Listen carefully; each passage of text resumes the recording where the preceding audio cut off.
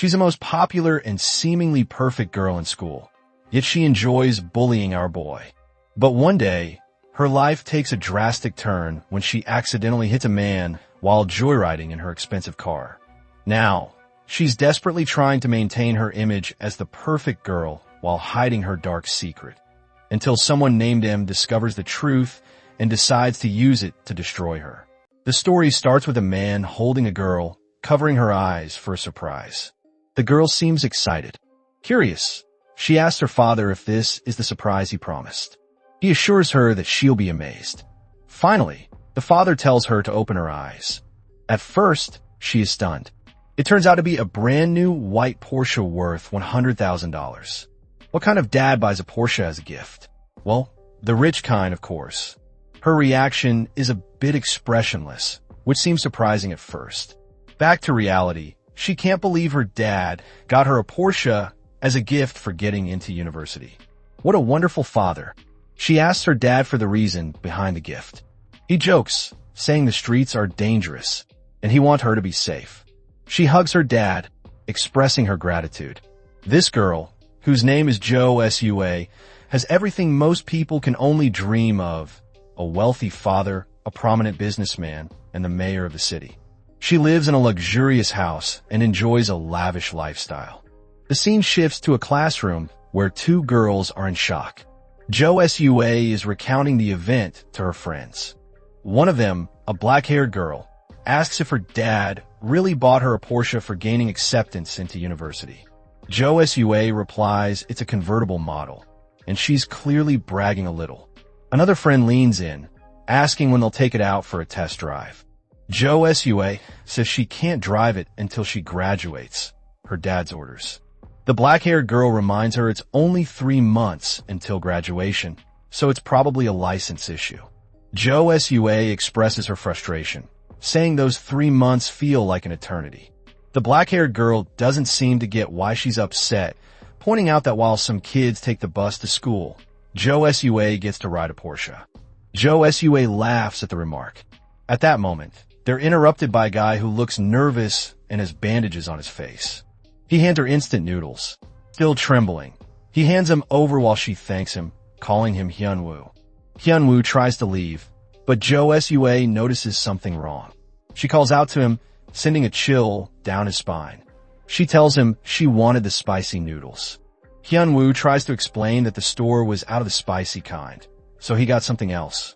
Jo Sua seems to understand, but she comments that he bought the kind she likes the least. How considerate of her, right? But then, she continues, suggesting that if Hyunwoo wants her to eat them, it's not going to happen.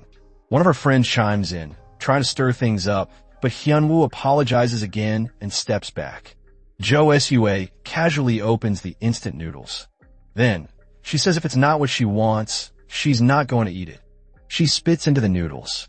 Hyunwoo is shocked, and so are the onlookers. Next, she tells Hyunwoo to eat it. Why would a girl with such a perfect life resort to bullying? She asks him what's wrong as Hyunwoo tries to come up with an excuse. Then she calls for someone named Jiho, and Hyunwoo is terrified. She tells Jiho, her boyfriend, that Hyunwoo doesn't want to eat the noodles, try and make him look like the bad guy. Real charming, right? Jiho, clearly angry, asks if he heard her correctly, even though he doesn't know the full story.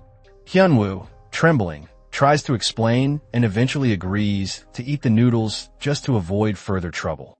Jiho doesn't waste time and punches Hyunwoo hard, cursing as the blow sends Hyunwoo flying. Jo Sua smiles while the black-haired girl watches, unfazed, thinking, here we go again.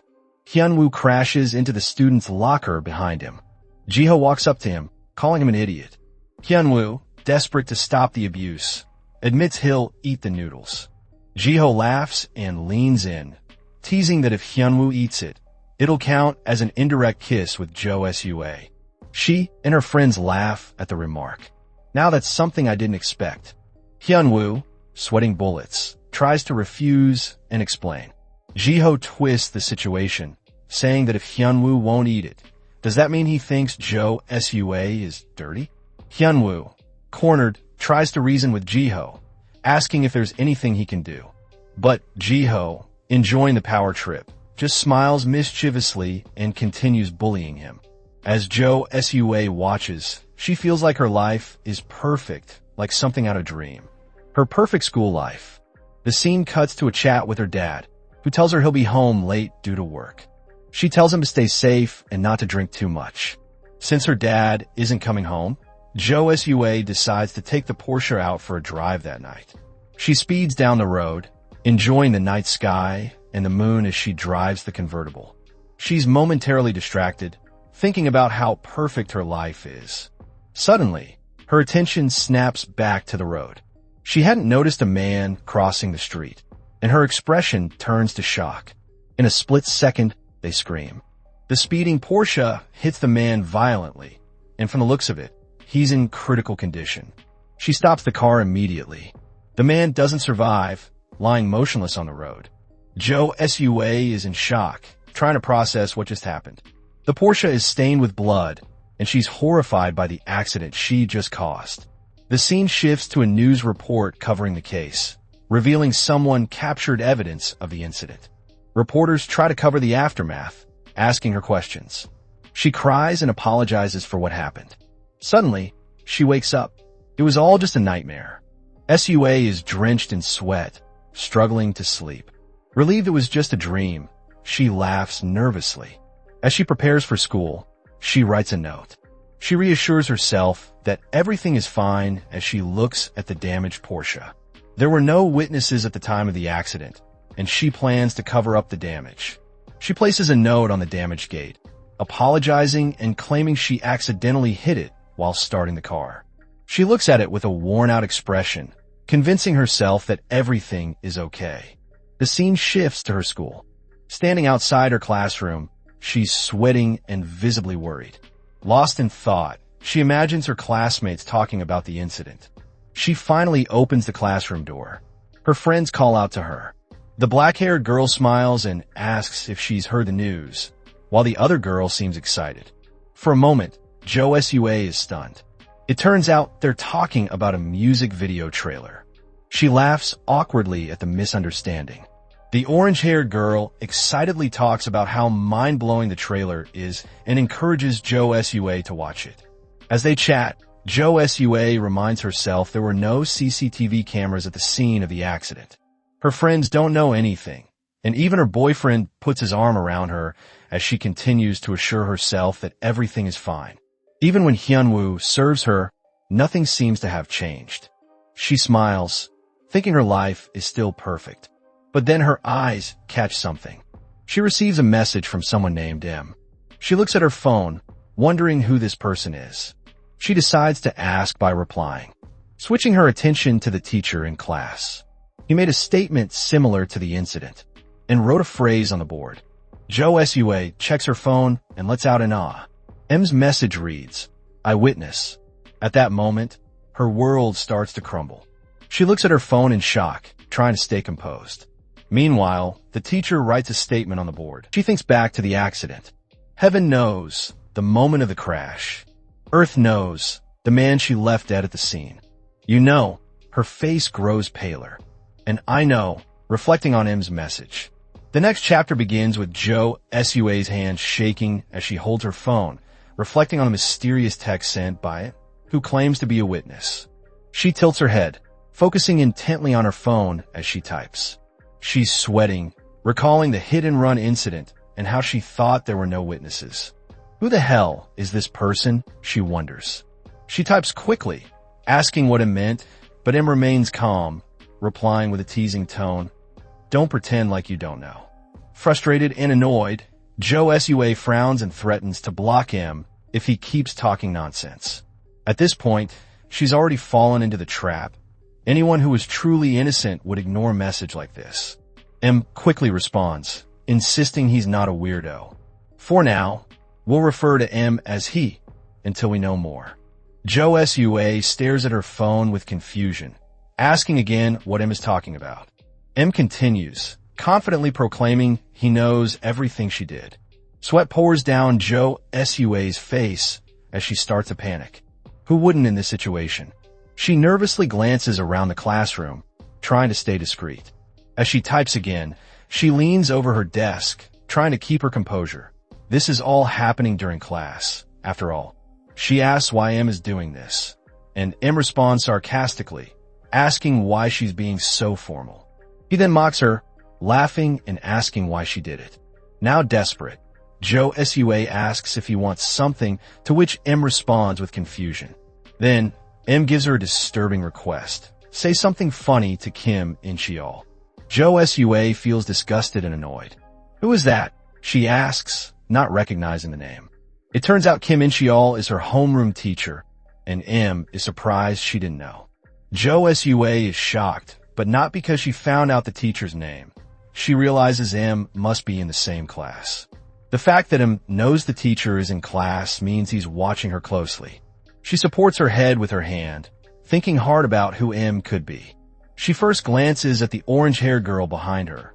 Finally, we learn her name is Kim Bitna. Jo Sua recalls the time she apologized for ruining her foundation and doubts that Bitna could do something like this. Next, she looks at her black-haired friend, Yuhara. But then Jo Sua remembers Yuhara's dad works for her father, the mayor. Their families are close, so she rules her out too. She then sneaks a glance at her boyfriend, Ban Jiho, who never likes attending class. She dismisses him as well, thinking he's too much of an idiot to pull something like this. Deep in thought, Jo Sua furrows her brow. Could it be one of her other classmates? Perhaps one of her haters, like the boy she bullies, the top student on Yoongguk, or the annoying girly Bora, or even Bora's friend in glasses, Seo Mina, who's taking notes quietly. Gripping her phone tightly, Jo Sua tries to piece it together. Just then, a loud shout startles her. It's the teacher, holding a book, demanding to know who's using their phone during class. Jo Sua freezes in fear as the teacher orders the culprit to come forward. Her heart pounds as she slowly starts to rise from her seat, but then the teacher points to Hyunwoo, sitting nearby with his head down. Jo Sua's eyes widen as she watches Hyunwoo get up and hand his phone over. The teacher scolds him for using his phone in class, and Hyunwoo apologizes quietly. Meanwhile, Jo Sua slumps back in her seat, relieved but now suspicious. Could Hyunwoo be him? The bell rings, signaling the end of class. The teacher instructs Hyunwoo to follow him to the faculty room, and Hyunwoo silently agrees. As the door closes behind them, Jo Sua's boyfriend, Jiho, scratches his head and yawns, exclaiming how bored he was. He's about planning to borrow Hyunwoo's PE uniform, but the fool got caught. Jo Sua, however, is too absorbed in her own worries to respond. Jiho touches her shoulder to snap her out of it, but she angrily pushes his hand away, shouting at him not to touch her. Jiho and the entire class turns to stare, shocked by her outburst. Some students look wide-eyed, while others gasp. Kim Bitna and Yuhara, both concerned, ask what's wrong. Jo Sua realizes her mistake and freezes. Jiho brushes it off and offers to get her something from the store to cheer her up. She quickly tells him it's fine and apologizes for her reaction. As Jiho leaves, he adds that he will be getting something for himself. Jo Sua breathes a sigh of relief, realizing she overreacted. Her thoughts shift back to Hyunwoo. She's convinced he must be M and decides she needs to find out more. She casually asks Kim Bitna if anyone has Hyunwoo's phone number. The class falls silent, as if they've heard something outrageous. Jo Sua, puzzled, wonders if she said something weird. Bitna leans in, curious, asking why she suddenly needs Hyunwoo's number.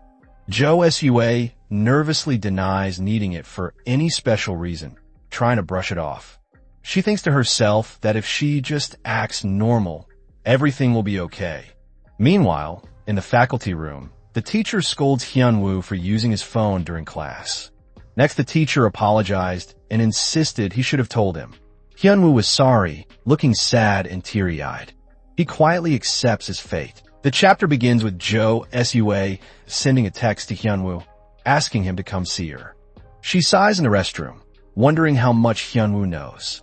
As for how she got his number, it remains a mystery. As she stares at her phone, her eyes linger on the unread messages, ignoring the students walking by on the stairs. Suddenly, she notices that M has read the text. Her eyes widen with surprise. Where could he be? Completely absorbed in her phone, she continues typing without paying attention to her surroundings when she accidentally bumps into someone. She crashes to the ground, her phone falling with a thud. Gritting her teeth, she angrily looks up to see who she bumped into. It's the top student in her class. Furious, she shouts at him for not apologizing. Glancing at her phone on the ground, she orders him to leave, saying she'll handle it herself. The student shrugs, mutters an okay, and walks away. Still visibly annoyed, Jo Sua watches him go, silently cursing his attitude. She picks up her phone, but to her horror, it's damaged. Panic sets in as she realizes she might not be able to check M's reply. She lets out a small scream as her finger gets cut while inspecting the phone.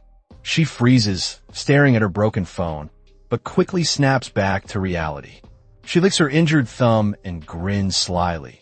She's found her prime suspect, Hyunwoo. But before she can savor her revelation, a student suddenly points out the window, drawing everyone's attention. Jo Sua's heart skips a beat as she hears someone exclaim that there are police officers outside. Her eyes widen in shock as she hurries to the window with the other students to see what's happening. 2 police officers are making their way to the school, and Jo Sua watches, tense and on edge. What could they be here for? This made her tensed. The scene shifts to the faculty room, where Hyunwoo is sitting in front of the police officers. They appear to be asking him questions, and Jo Sua sneaks a glance, trying to overhear their conversation. However, one of the officers, with sharp instincts, quickly notices her, and she ducks out of sight, barely escaping notice. Terrified, Jo Sua races down the hallway, her mind spiraling with thoughts. Back in the classroom, background characters, the artist didn't bother to complete minded they business. She quietly sits at her desk, her head down. Her thoughts are racing. How does Hyunwoo know about the hit and run? Why are the police here? Did he report her? Everything feels like it's collapsing around her. Just then, a classmate burst through the door, announcing something huge. Hyunwoo's father was the victim of the hit and run. Another student with glasses chimes in, asking if Hyunwoo's dad is okay, and it's revealed that he's in the ICU, fighting for his life. Jo Sua stands up abruptly upon hearing he's still alive. Her friend Kim Bitna looks at her, concerned, and asks where she's going since class is about to start. Jo Sua quickly explains that she's heading to the faculty room. The scene shifts to a walkway, where Ban Jiho, her boyfriend, follows behind her. He complains about having to visit Hyunwoo's dad in the hospital, especially since it's their 100th day anniversary. Jo Sua, however, brushes him off, saying he doesn't have to come if he doesn't want to. But she plans to visit to confirm if Hyunwoo's dad is the man she hit, a detail she discovered in the faculty room. Reluctantly, Jiho agrees to follow her, muttering that he has nothing better to do. Jo Sua thanks him coldly, knowing that refusing him would only annoy him further. The scene shifts to the hospital, where we see Hyunwoo sitting alone in the waiting hall, his head down. Poor guy, probably has no friends. Hyunwoo shifts his gaze slightly. She approaches with a smile, acting cheerful, while Jiho is visibly irritated. Jiho steps closer and rudely asks Hyunwoo if he didn't see him. Hyunwoo quickly apologizes.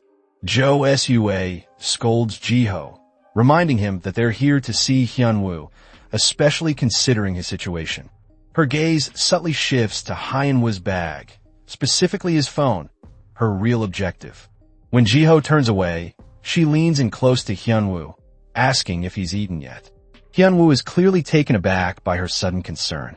Anyone would be suspicious of a bully acting nice. Gripping his arm, Jo Sua expresses more fake concern, mentioning how he was called to the faculty room earlier and offering to treat him to lunch. She orders Jiho to take Hyunwoo out to eat, despite Jiho's protests. Hyunwoo is equally shocked by the suggestion. Insisting that Hyunwoo must be stressed and pale, she pulls out her golden credit card. No surprise, given her rich background, and hands it to Jiho. He looks at the card with a bit of annoyances, asking if he can buy whatever they want. Jo Sua agrees, pushing Hyunwoo, who is clueless, toward Jiho, while Jiho, still annoyed, reluctantly follows. Hyunwoo glances back at her, puzzled, as she grins at him. As soon as the boys leave, Jo Sua's cheerful facade drops. This girl desires an Oscar. She immediately grabs Hyunwoo's phone from his bag, but curses when she realizes it's locked. Desperate to confirm if Hyunwoo is M, she bites her finger nervously while staring at the phone. Suddenly, she has an idea. She calls M, convinced that Hyunwoo's phone will ring. To her shock, the phone does ring, but not Hyunwoo's. It's M's phone, and the call is connected. A chill runs down her spine as she sees the call timer start ticking. Frozen with fear, Jo Sua holds both her phone and Hyunwoo's, her hands trembling. She tries to speak to M, but gets no response. When she demands to know who M is, the line remains silent. In frustration, she screams into her phone, but the call abruptly ends. She quickly notices the commotion she is causing, and Hyunwoo's phone never rang. Her frustration only deepens. She was so sure Hyunwoo was M, the witness. Could it be his father? No, that's impossible. She hasn't been able to get close to him. The scene switches to Jiho and Hyunwoo in the hospital cafeteria. Jiho asks Hyunwoo what's wrong, but Hyunwoo remains silent. Jiho reminds him of when he ate noodles that Ho Sua spat in, but Hyunwoo stays quiet. The poor guy ate the noodle from chapter 1. Angrily, Jiho slaps him, demanding an answer, ignoring Hyunwoo's stress and fear. At that moment, Jo Sua arrives, shouting at Jiho to stop. Jiho complains that Hyunwoo is frustrating him, but Jo Sua tries to calm him down, explaining Hyunwoo's situation. She then returns Hyunwoo's belongings, acting as if nothing had happened. Jiho, now enraged, explodes, yelling that Jo Sua brought him here on their anniversary. His outburst shocks Jo Sua, who raises her hands, trying to explain. Jiho accidentally stepped back and had noodles on his clothes. He shouted loudly and became more enraged. This made the onlookers to stop in their tracks. Even Jo Sua is shocked. In a final fit of rage, Jiho shouts that they have no business involving themselves with Hyunwoo's father, whether he lives or dies. With a cold, harsh tone, he storms off, leaving Jo Sua standing there in shock. Hyunwoo watches in silence, speechless. The scene shifts to Jo Sua walking home. She feels defeated, realizing the day didn't go as planned. Suddenly, she's startled when someone behind her asks if she lives nearby. She turns quickly, only to see a police officer with an intimidating look. He requests that she answer some questions. Jo Sua stands frozen, wondering how her bad day just got even worse. The chapter opens with Jo Sua turning around, startled and frightened, asking the officer who he was. His partner, with a cheerful smile, apologizes and jokes. Anyone would be scared if someone who looks like a wanted criminal asked them questions. The officer, whose stern gaze had remained on her, raised an eyebrow and asked his partner if he really looked like a criminal. Regaining his composure, the officer explains that Jo Sua attends the same school as Hyunwoo, judging by her uniform. He asks if she knows what happened to him, and the question makes her tense. Feigning ignorance, she replies, "Why are you asking me?" The partner steps in, explaining the hit-and-run incident and that they're looking for witnesses. Jo Sua clutches her bag tightly and nervously asks, "Is that why you're here?" The officer's partner scratches his head with a pen, pausing as if something about the situation feels off. But before the officer can address it, they're interrupted by the secretary, who opens the gate and calls him by name, Shin Young-hoon. The mayor, Jo Sua's father, is ready to see you, the butler informs him. As the two officers walk inside, Shin Young's partner waves at Jo Sua before they disappear up the stairs. The partner then comments on some damage to the gate and asks the secretary about it, but the secretary dismisses it like it's nothing. Shin Young tilts his head slightly, noticing Jo Sua trembling. Inside, Jo Sua is battling panic, wondering if the police are here about the hit and run and why they want to see her father. From a distance, she watches as the officers engage in conversation with her father. Her mind spirals with worst-case scenarios, imagining them accusing her of the hit and run. She feels her sanity slipping.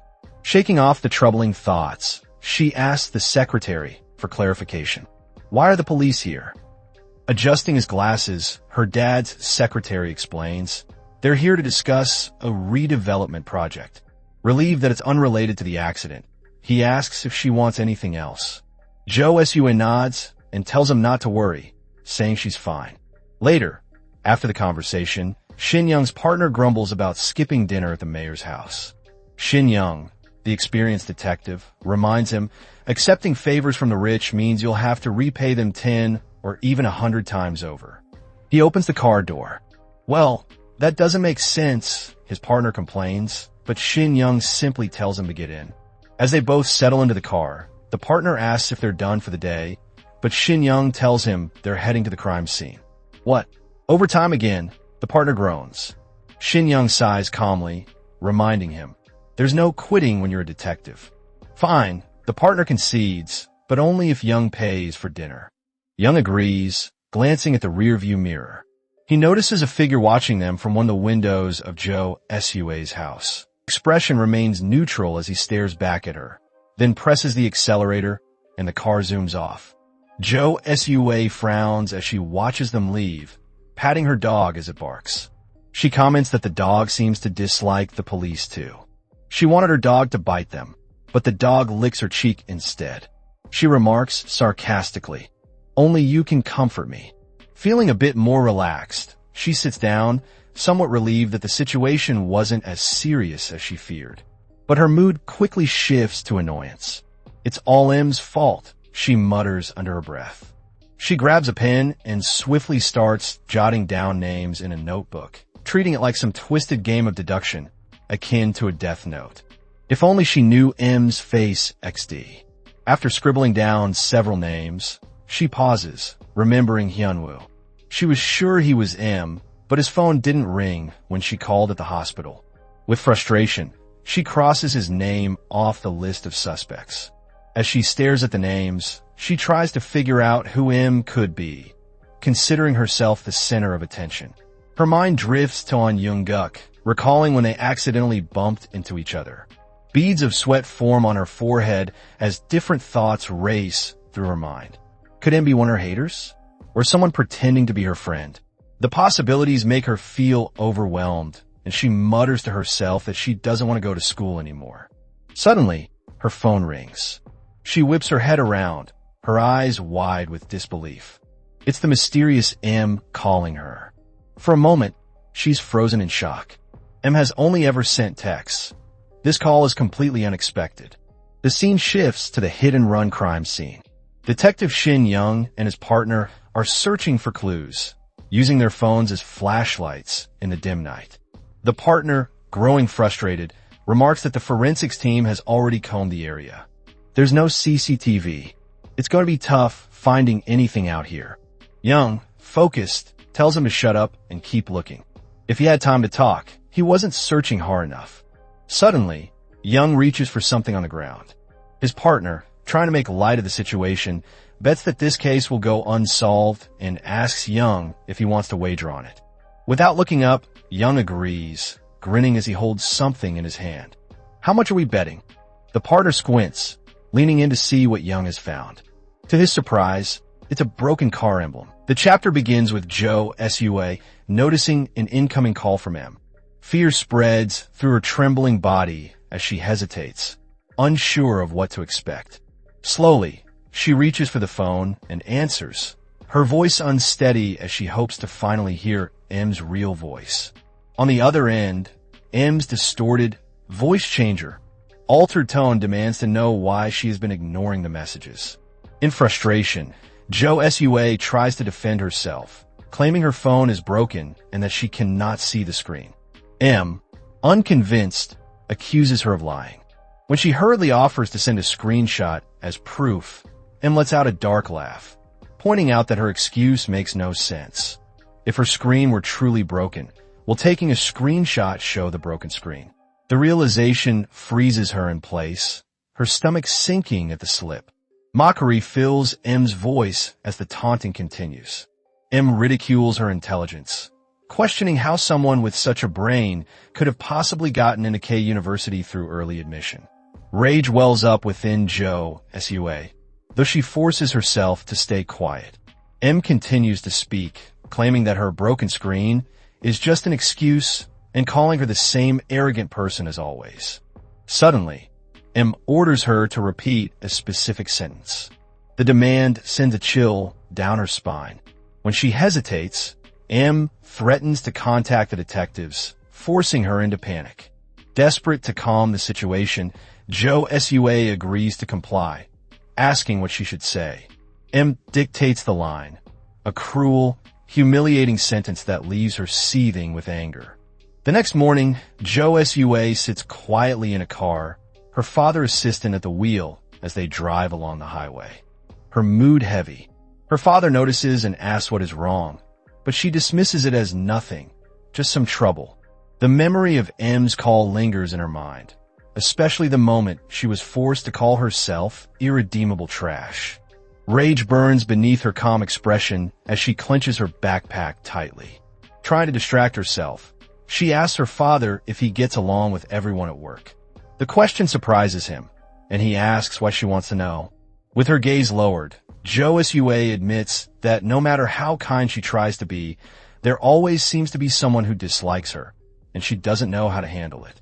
Her father chuckles, giving a simple answer, to just get along with her friends. But when she presses further, asking what to do if someone truly hates her, he offers deeper advice. He tells her that the more one suspects another person hates them, the kinder they should be in return. To explain, he gives an example, a dog catcher in the countryside dealing with wild dogs.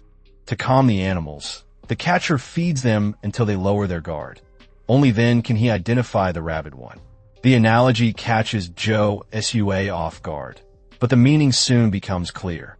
A spark of understanding lights up in her eyes. She silently thanks her father for the advice, interpreting it in her own way. Feed the people you hate the most. With renewed focus, she hands her broken phone to the driver, asking him to fix it. Her request is a convenient excuse to avoid receiving any more messages from M. The driver accepts it, assuring her it will be ready before the school day ends. Just as he says this, his eyes catch something on the road ahead. In a sudden motion, he slams on the brakes. Both father and daughter jolt forward in their seats. Concerned, the driver turns to check if they are unharmed, while Jo Sua's father demands to know what happened. Looking out the window, her breath catches. It's Jiho. Anger flashes across her father's face as he shouts, wondering if the boy has a death wish. Jiho quickly bows in apology, moving aside after the driver politely asks him to. As the car drives on, her father notices Jiho's school uniform and mutters that he should have sent her to a private school instead. Jo Sua quietly laughs, amused at what her father would say if he knew Jiho was actually her boyfriend. Later, at school, Jo Sua spots Jiho and immediately approaches him, asking for a private talk. Once they are alone, she confronts him about his reckless stun on the road, her voice filled with frustration. Jiho looks startled, trying to explain himself, but Jo Sua recalls her father's words and reins in her temper. Her expression softens as she suggests that perhaps his actions were connected to their previous fight at the hospital. She admits she hadn't meant to upset him, and her sudden gentleness leaves Jiho momentarily stunned. He explains that he only wanted to greet her and hadn't meant to scare her. He also apologizes for what happened at the hospital, admitting that he had been struggling to find a right moment to say so. The sincerity in his voice catches Jo Sua off guard. Without thinking, she steps forward and embraces him, taking him by surprise. She expresses relief that he is on her side. Jiho, confused, asks what she means, but she tells him to stay still. Behind her calm tone, a new strategy forms in her mind. This would make it easier to uncover who truly stands with her. As the bell rings, the scene shifts to the classroom. Several students chat about the upcoming sports event, which the class president, Bora, confirms will take place in the gym. Excitement fades quickly as some complain about wanting to play football instead or worry about surviving until lunch. Meanwhile, Yuhara and Bitna glance over at Jo Sua, who is standing by her locker. She opens it and immediately gasps. Inside lies a torn school uniform, and pinned to it is a note written by M. Wear this for physical education class. Jo Sua stares at it in disbelief. The scene shifts to the gymnasium, crowded with students murmuring amongst themselves. Bitna complains about the cold, grumbling, "Why do we have to do sports after our college exams?" Yuhara, concerned, turns to Jo Sua. "Are you okay dressed like that? Aren't you cold?" Jo Sua brushes it off with an excuse. "It's easier to move this way." She smirks to herself, knowing that him only told her what to wear, not how to wear it. Still, she thinks, if the cold doesn't kill me, the embarrassment from these stairs might. The cheerful gym instructor calls for the class president, Lee Bora, and hands her a dodgeball, instructing the girls to play dodgeball. Jo Sua's gaze locks onto Lee Bora as the boys are given a basketball. One of the boys asks if they can play football instead, pointing to his soccer cleats. The instructor, crossing his arms, explains the situation outside and disagrees to let them head out. The boys disappointed, feeling defeated, while Jo Sua wonders what their problem is. Suddenly, a girl gets hit by a dodgeball, thrown by Jo Sua herself. She steps back, still lost in thought. Bitna and Yuhara compliment Jo Sua's throw. "That's the first time I've seen you so serious about dodgeball," Yuhara comments. Jo Sua, still fuming, mutters, "I'm just pissed off lately." In truth, she had imagined one of the players as M and couldn't hold back her anger. Bitna points at Jo Sua's outfit and asks, "Why are you wearing your gym uniform like that?" Jo Sua gives the same excuse about easier movement and laughs it off. Bitna, deciding to join in, bends down to fold her pants, but Jo Sua watches with concern. "Be careful," she warns, but Bitna is too focused on her to notice a dodgeball flying straight at her face. The ball hits Bitna hard, sending her flying as she screams and collapses to the ground. Jo Sua turns to see who threw the ball. It's none other than the class president, Lee Bora, who quickly apologizes. She really seems like an immaterial person. Bitna holds her face in pain as Jo Sua and Yuhara rush to check on her. Jo Sua's gaze darkens as she glares at Lee Bora, memories flooding back. Flashback to the class election. Jo Sua had been running for class president, but was losing to Lee Bora. The tally on the board confirmed it. Yuhara had worriedly complained about the class not supporting Jo Sua, while Jo Sua gritted her teeth in frustration. Bitna, sitting behind her, tapped Jo Sua on the shoulder, cheerfully reassuring her that there were still some votes left to count.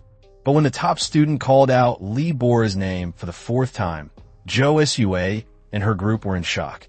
It was clear that Lee Bora had won by a landslide.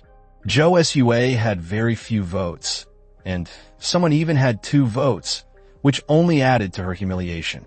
"That was the first time I truly felt humiliated," Jo Sua recalls bitterly.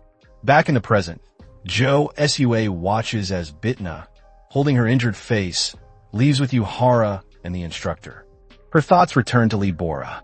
If only she were M, she thinks, longing for revenge. Gripping the dodgeball tightly, Jo Sua throws it hard at Lee Bora, aiming for payback. After the dodgeball game, Jo Sua seems dazed, disappointed that things didn't turn out as she had hoped. Yuhara checks on her, concerned. Meanwhile, Jiho points at Bitna's bandaged face and asks, "Can you even breathe with all that in your nose?" Bitna, tearing up, retorts, "It hurts. The infirmary told me to keep it in." Sensing the tension, Jiho gestures for Bitna to quiet down. He shifts his gaze to Jo Sua, noticing how worked up she looks. Bitna quickly understands. Jo Sua is still thinking about Lee Bora, convinced she looks like someone who knows everything. But mere suspicion isn't enough. Jo Sua decides to narrow down her suspects. She turns to Yuhara and asks if they can hang out later, adding that she has something she wants to talk about, alone. Bitna feels left out, complaining, but Jo Sua insists, mentioning that she also has something for Yuhara. Yuhara, both excited and worried, accepts the invitation, while Jo Sua smirks, feeling like she's getting closer to uncovering M's identity. After school, the driver greets Jo Sua by name and hands over her phone, now repaired.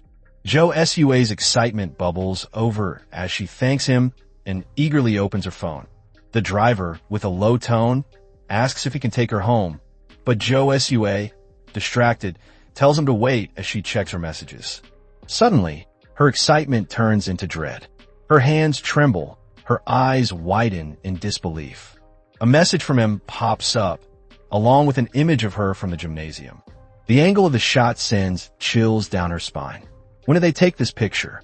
She wonders, her heart racing. At the same time, the driver called, but Jo Sua seemed absorbed in her phone. Before she can process it, another message from M arrives. It's a link. What she sees next leaves her speechless and sweat forming on her brow. It's a video link, something we have seen before. The chapter opens with M sending Jo Sua a message. You're out. The video of her bullying Hyunwoo had been leaked online. Jo Sua trembled, unsure whether it was from fear or anger as she watched the video. Her driver, unaware of the chaos unfolding, continued asking if she was ready to head home. She finally told him they could leave, but her mind was elsewhere. The driver obeyed, noticing her worried expression. The weight of the situation pressed on her, the possibility of the video spreading taunting her.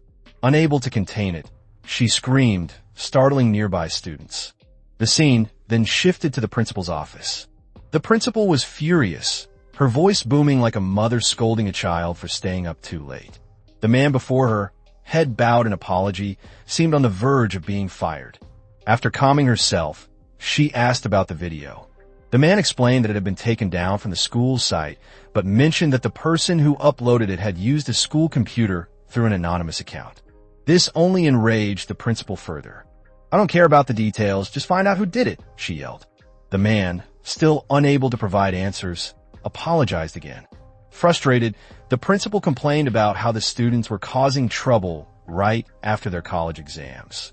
She pointed at the man, who was the manager of student affairs, and instructed him to ensure the video didn't leak to the press or parents, which could cause a scandal. He assured her he would do his best. Trying to find a solution, the man suggested the problem could be settled with an apology letter. The principal dismissed the idea. How can we suspend Jo Sua, the mayor's daughter? He then asked about her boyfriend. The principal explained there was no need to punish him either, since they were both about to graduate and leave for university. The scene shifted to Jo Sua and Jiho, laughing together somewhere on campus, though Jo Sua seemed distracted. Jiho, grinning, told her that he had received a message from Student Affairs saying they were letting him off with just an apology letter. An easy fix, he joked. However, Jo Sua's thoughts lingered on the video. She wondered if M was trying to establish dominance by making her life difficult. She knew M could easily expose her to the authorities. Jiho noticed her unease and asked if she had any idea who posted the video. Jo Sua admitted she didn't, but felt relieved it was deleted quickly. At least she thought it was. Before she could finish her sentence, Jiho interrupted, his eyes glued to his phone. He showed her the screen. It was the same video, now trending on YouTube. The account name read, M, I know what you did. The realization hit her like a truck. M had planned everything from the start, always 3 steps ahead. Jo Sua stared at the screen, stunned, while Jiho read aloud the comments, some recognizing her, others asking questions, and one so nonsensical it was unclear if the commenter was watching the video or the back of their phone. Reality sank in as Jo Sua began to panic, staggering as her legs gave way. Jiho quickly caught her, asking if she was okay.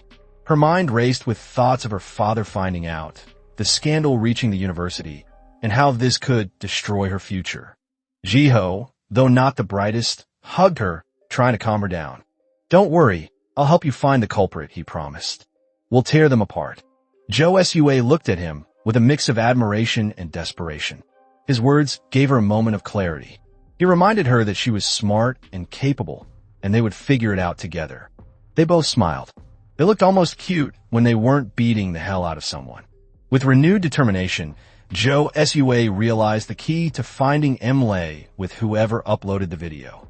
She shared her thoughts with Jiho, suggesting that the person recording it might be M. Suddenly, it dawned on her that Jiho didn't know about M. She suggested they watch the video again. As they did, Jo Sua became more focused.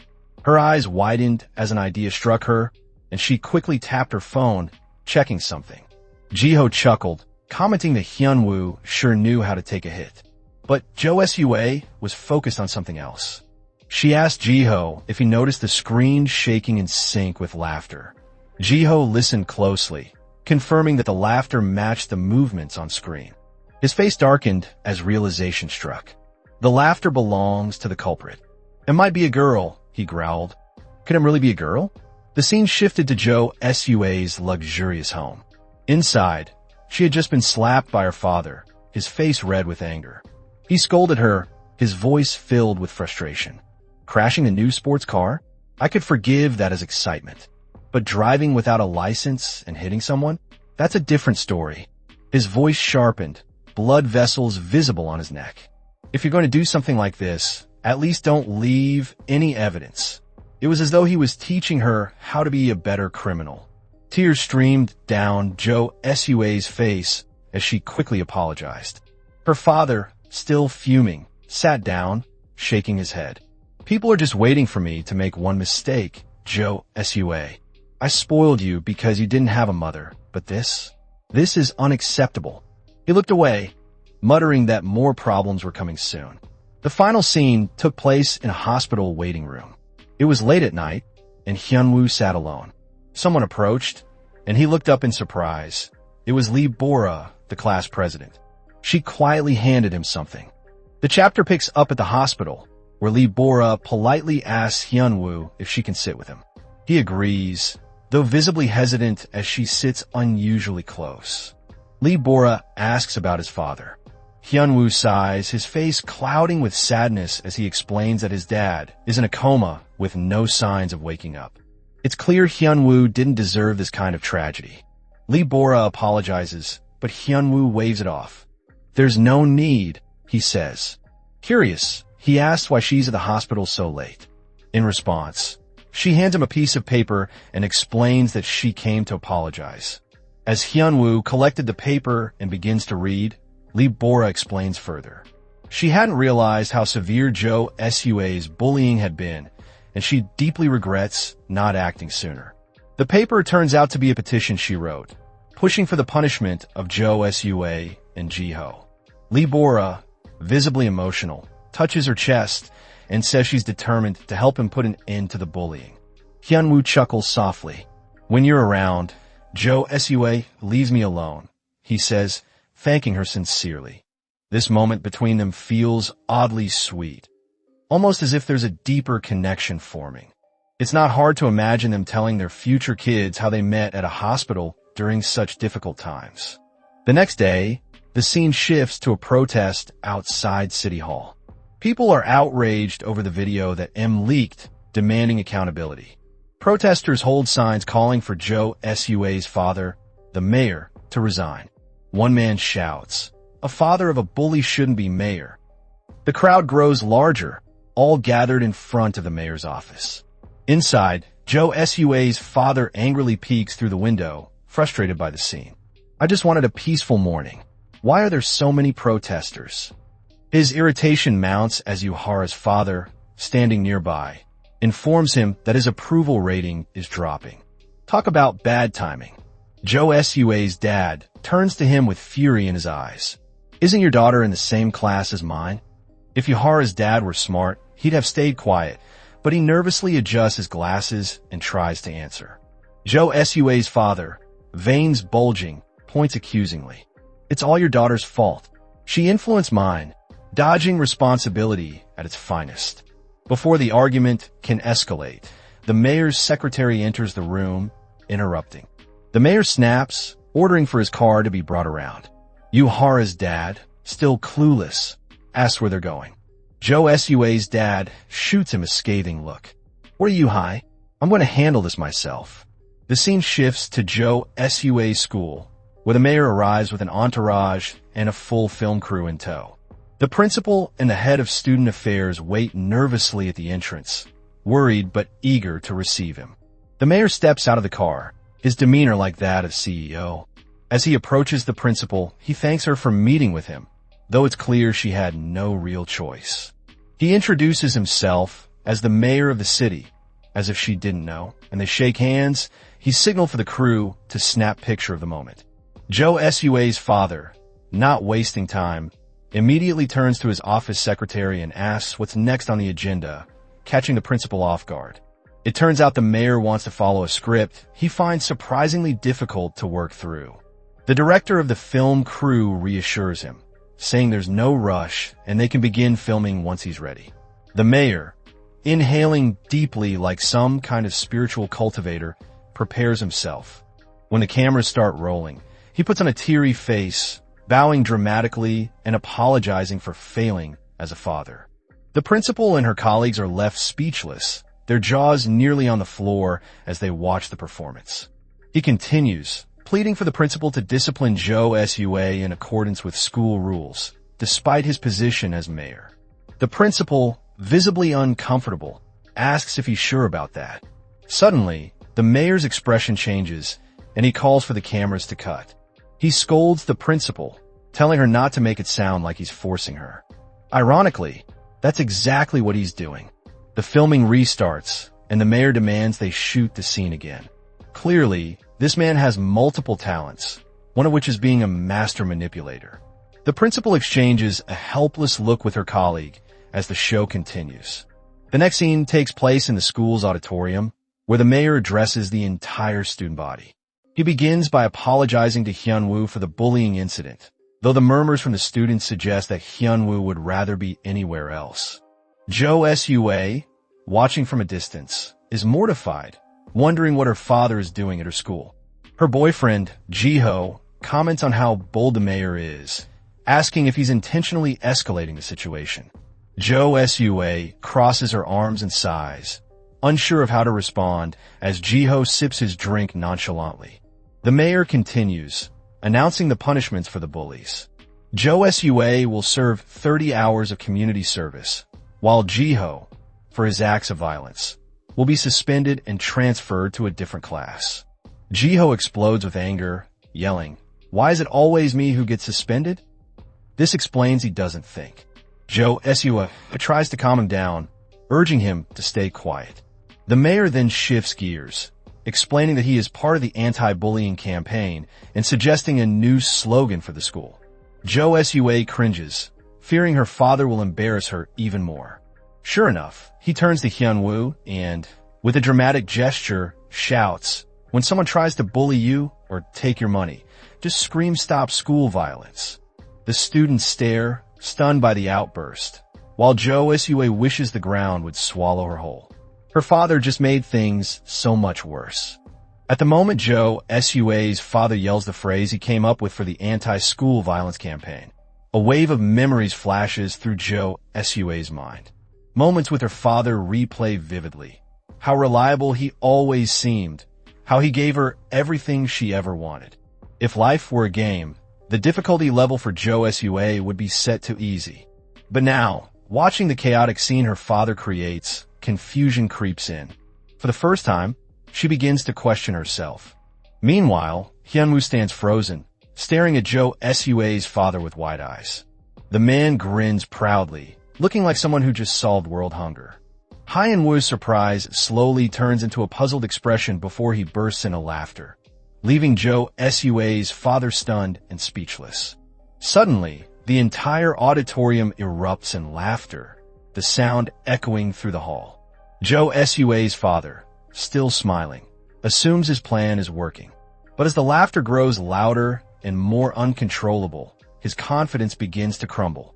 The realization hits, something is terribly wrong. The laughter no longer feels like amusement, it's mockery.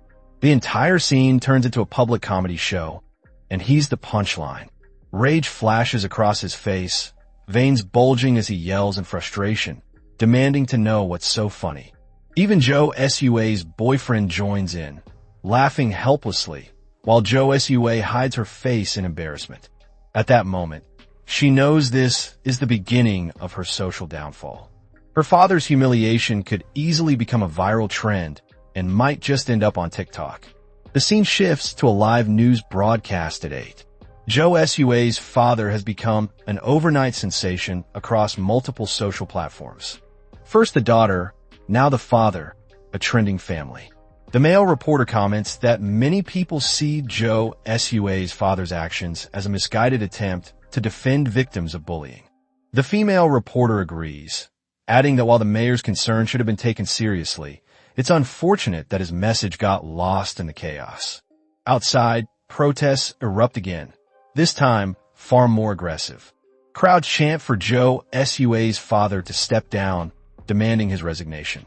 One middle-aged woman takes it especially personally, shouting like she's been waiting for this moment her entire life.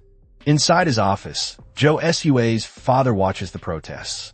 The room falls silent as he lets out a long, heavy sigh. Pouring himself a drink, he wonders why the number of protesters has doubled overnight. That's when Yuhara's father enters, as usual, at the worst possible time.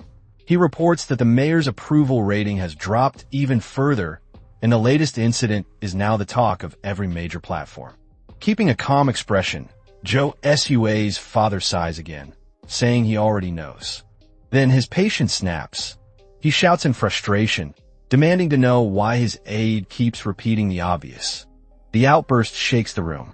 He angrily orders Yuhara's father to do his job properly instead of blurting out unnecessary reports. Downing his drink in one gulp, Yuhara dad could only mutter under his breath. After a long pause, Jo Sua's father collects himself. He mutters that there's still a way out. His words carry a hint of confidence, typical of a politician who refuses to lose. Understanding his tone, the secretary, calm and composed, asks if he's referring to the redevelopment project while refilling his glass. The mayor nods. All they need, he says, is to make sure the project succeeds. After all, who would complain about having extra money in their pocket? The scene transitions to Pageant High School. As Jo Sua walks down the hallway, whispers follow her every step. The stares, the murmurs, and the laughter, all thanks to her father's viral embarrassment. Her annoyance grows with each passing second. It feels as if the entire school is talking about her family. Suddenly, a familiar voice calls out. A red-haired boy steps forward. It's Naksu. Startled at first, Jo Sua quickly recognizes him. Naksu mocks her by mimicking her father's gesture, clearly amused by the viral incident. Her irritation flares as she grits her teeth, but Naksu ignores it completely. He laughs and asks if her dad used to be a comedian because the whole thing almost killed him with laughter. Jo Sua's expression says everything. She's not in the mood. Still, Naksu looks genuinely clueless about why she's upset. Then, with a smug grin, he drops a line about how her angry expression makes her look cute. The tone sends a chill down her spine, and she tries to brush him off like an annoying bug. But then Naksu grabs her hand, stopping her in her tracks. His voice suddenly turns serious as he demands to know why she's being so stubborn. Jo Sua struggles to pull away, but his grip tightens. The students nearby begin to whisper as the tension rises in the hallway. Finally, Naksu releases her hand with a half-hearted apology. Jo Sua glares at his retreating figure, rubbing her wrist in discomfort. Kim Bitna rushes over, concerned, and asks if she's okay. Still holding her wrist, Jo Sua replies she's fine. Bitna explains that Naksu had been keeping a low profile ever since he got beaten by Jo Sua's boyfriend. His sudden boldness makes no sense until it hits Jo Sua. Her boyfriend is suspended. Bitna follows Jo Sua to the classroom door, but Jo Sua freezes before entering. Bitna looks at her, worried, while Jo Sua wonders if walking into the classroom has always been this hard or if it's because M might be inside. A strange feeling creeps over her, almost like recognition. She thinks she hears the class president, Lee Bora, but dismisses it immediately. Then, laughter echoes from inside the room. Bitna asks if she's going in, but Jo Sua raises her hand for silence. That laugh, she recognizes it instantly. Bitna looks confused, but Jo Sua's face twists with anger, just like her father's earlier. Without hesitation, she bursts into the classroom, her fury leading the way. The voice she heard is unmistakable. It's the same laugh from the video, the one she's watched over 100 times. She cuts off the person mid-sentence. Standing there, caught off guard, is Yuhara. Jo Sua doesn't hesitate. Every insult in the book comes pouring out as the confrontation begins. The next chapter delves into Jo Sua's relationship with Yuhara. Their story goes back to childhood, to the day they first met on their way to elementary school. Since then, they've been inseparable. Yuhara knows everything about Jo Sua, and Jo Sua knows just as much about her. Still, it's painfully obvious they aren't equals. Yet, Jo Sua never sees Yuhara as a lackey, only as a friend. After all, it feels natural to her. Yuhara's father works for hers, and in Jo Sua's mind, that alone makes their strange balance of friendship seem perfectly reasonable. Now, back in the present, Jo Sua's expression is burning with rage. She raises a hand, motioning sharply for Yuhara to hand over her phone. Confused, Yuhara hesitates, unsure what's happening, and asks why. Jo Sua doesn't explain. She only repeats herself in a cold, demanding tone. Yuhara, still clueless, tries to ask what this is about, but Jo Sua's piercing glare cuts her words short.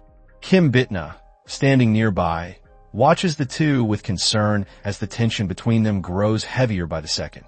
Reluctantly, Yuhara hands over her phone, still unsure why Jo Sua wants it.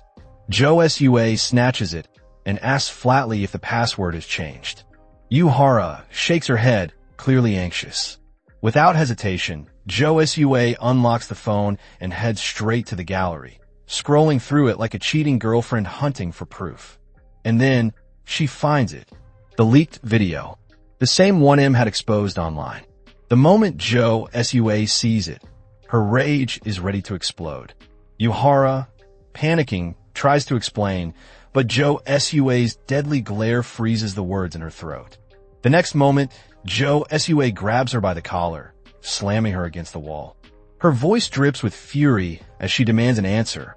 Why does Yuhara have the video? But Yuhara stays silent, head lowered, unable to meet her eyes. That silence hits Jo Sua like a blade. For a moment, she almost believes Yuhara might be M. Then, something clicks in Jo Sua's mind. If Yuhara really were M, then she should also have the hit-and-run video. Jo Sua digs deeper into the gallery, scanning every corner of the phone, but there's nothing. No hit-and-run video. No chat history with M. Only the leaked clip. At last, the pieces come together. Yuhara isn't M. Breaking the silence, Kim Bitna finally speaks. She explains that Yuhara only recorded the video. She wasn't the one who uploaded it to the school website. Jo Sua, now realizing the truth, demands to know who actually did it. Kim Bitna suggests it might be someone from their class group chat. Yuhara flinches, startled. Jo Sua's eyes widen in surprise. She didn't even know their class had a group chat. She asks about it, clearly shocked, and Kim Bitna apologizes to Yuhara, saying this is the only way to uncover the truth. But even with that reassurance, Yuhara doesn't look relieved. Sure enough, the scene shifts to the group chat itself, filled with messages from none other than Jo Sua's haters. Back in class, Jo Sua finally realizes 15 of her classmates are part of it. Half of them are trash-talking her, though honestly, most of it sounds painfully true. Her blood boils, her fists tighten, and before anyone can react, she stands up, eyes blazing, glaring straight at Yuhara, who's still clueless about what's coming. Then it happens. The slap echoes through the classroom. Kim Bitna gasps, mouth wide open, while Jo Sua grits her teeth, trembling with anger. The entire class freezes in disbelief.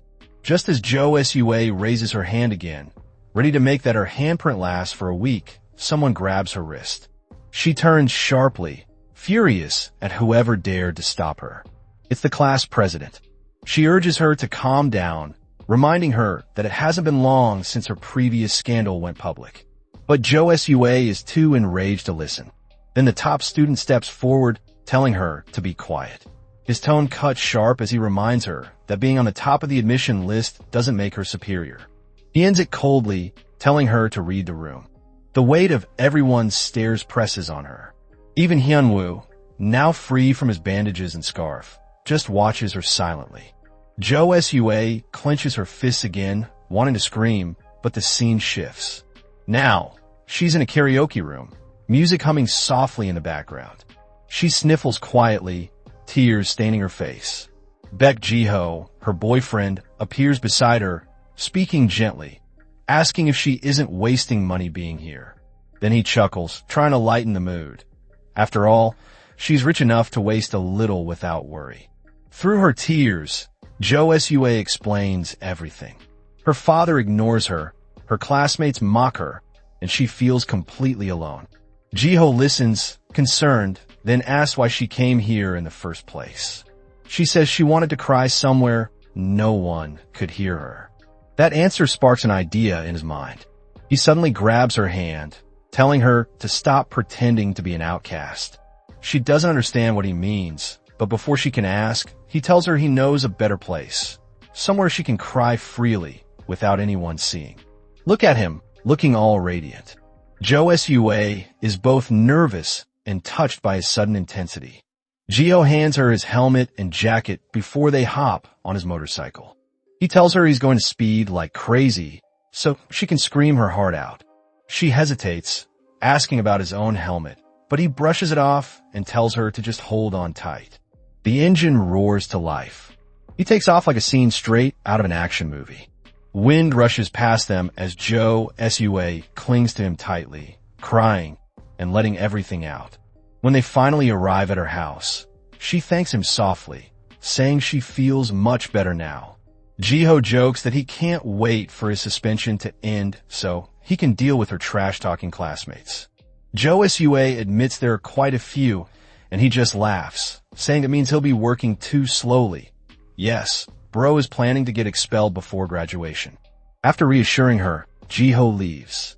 Left alone, Joe Sua reflects on everything. She realizes she got too worked up. Most of those classmates won't even matter after graduation anyway. For a fleeting moment, a dark thought crosses her mind, reporting Yuhara's father to hers, just to get back at her. But she quickly drops the idea, remembering how distant she and her father have become. Then her phone buzzes with a notification. She checks it, and her face instantly drains of color. It's from M. A single message asking if she enjoyed her ride home. Just when she thought she could breathe again, M strikes once more.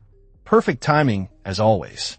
The scene opens with Joe Sua sitting quietly in her room, her dog resting in her arms, and her phone gripped tightly in her hand.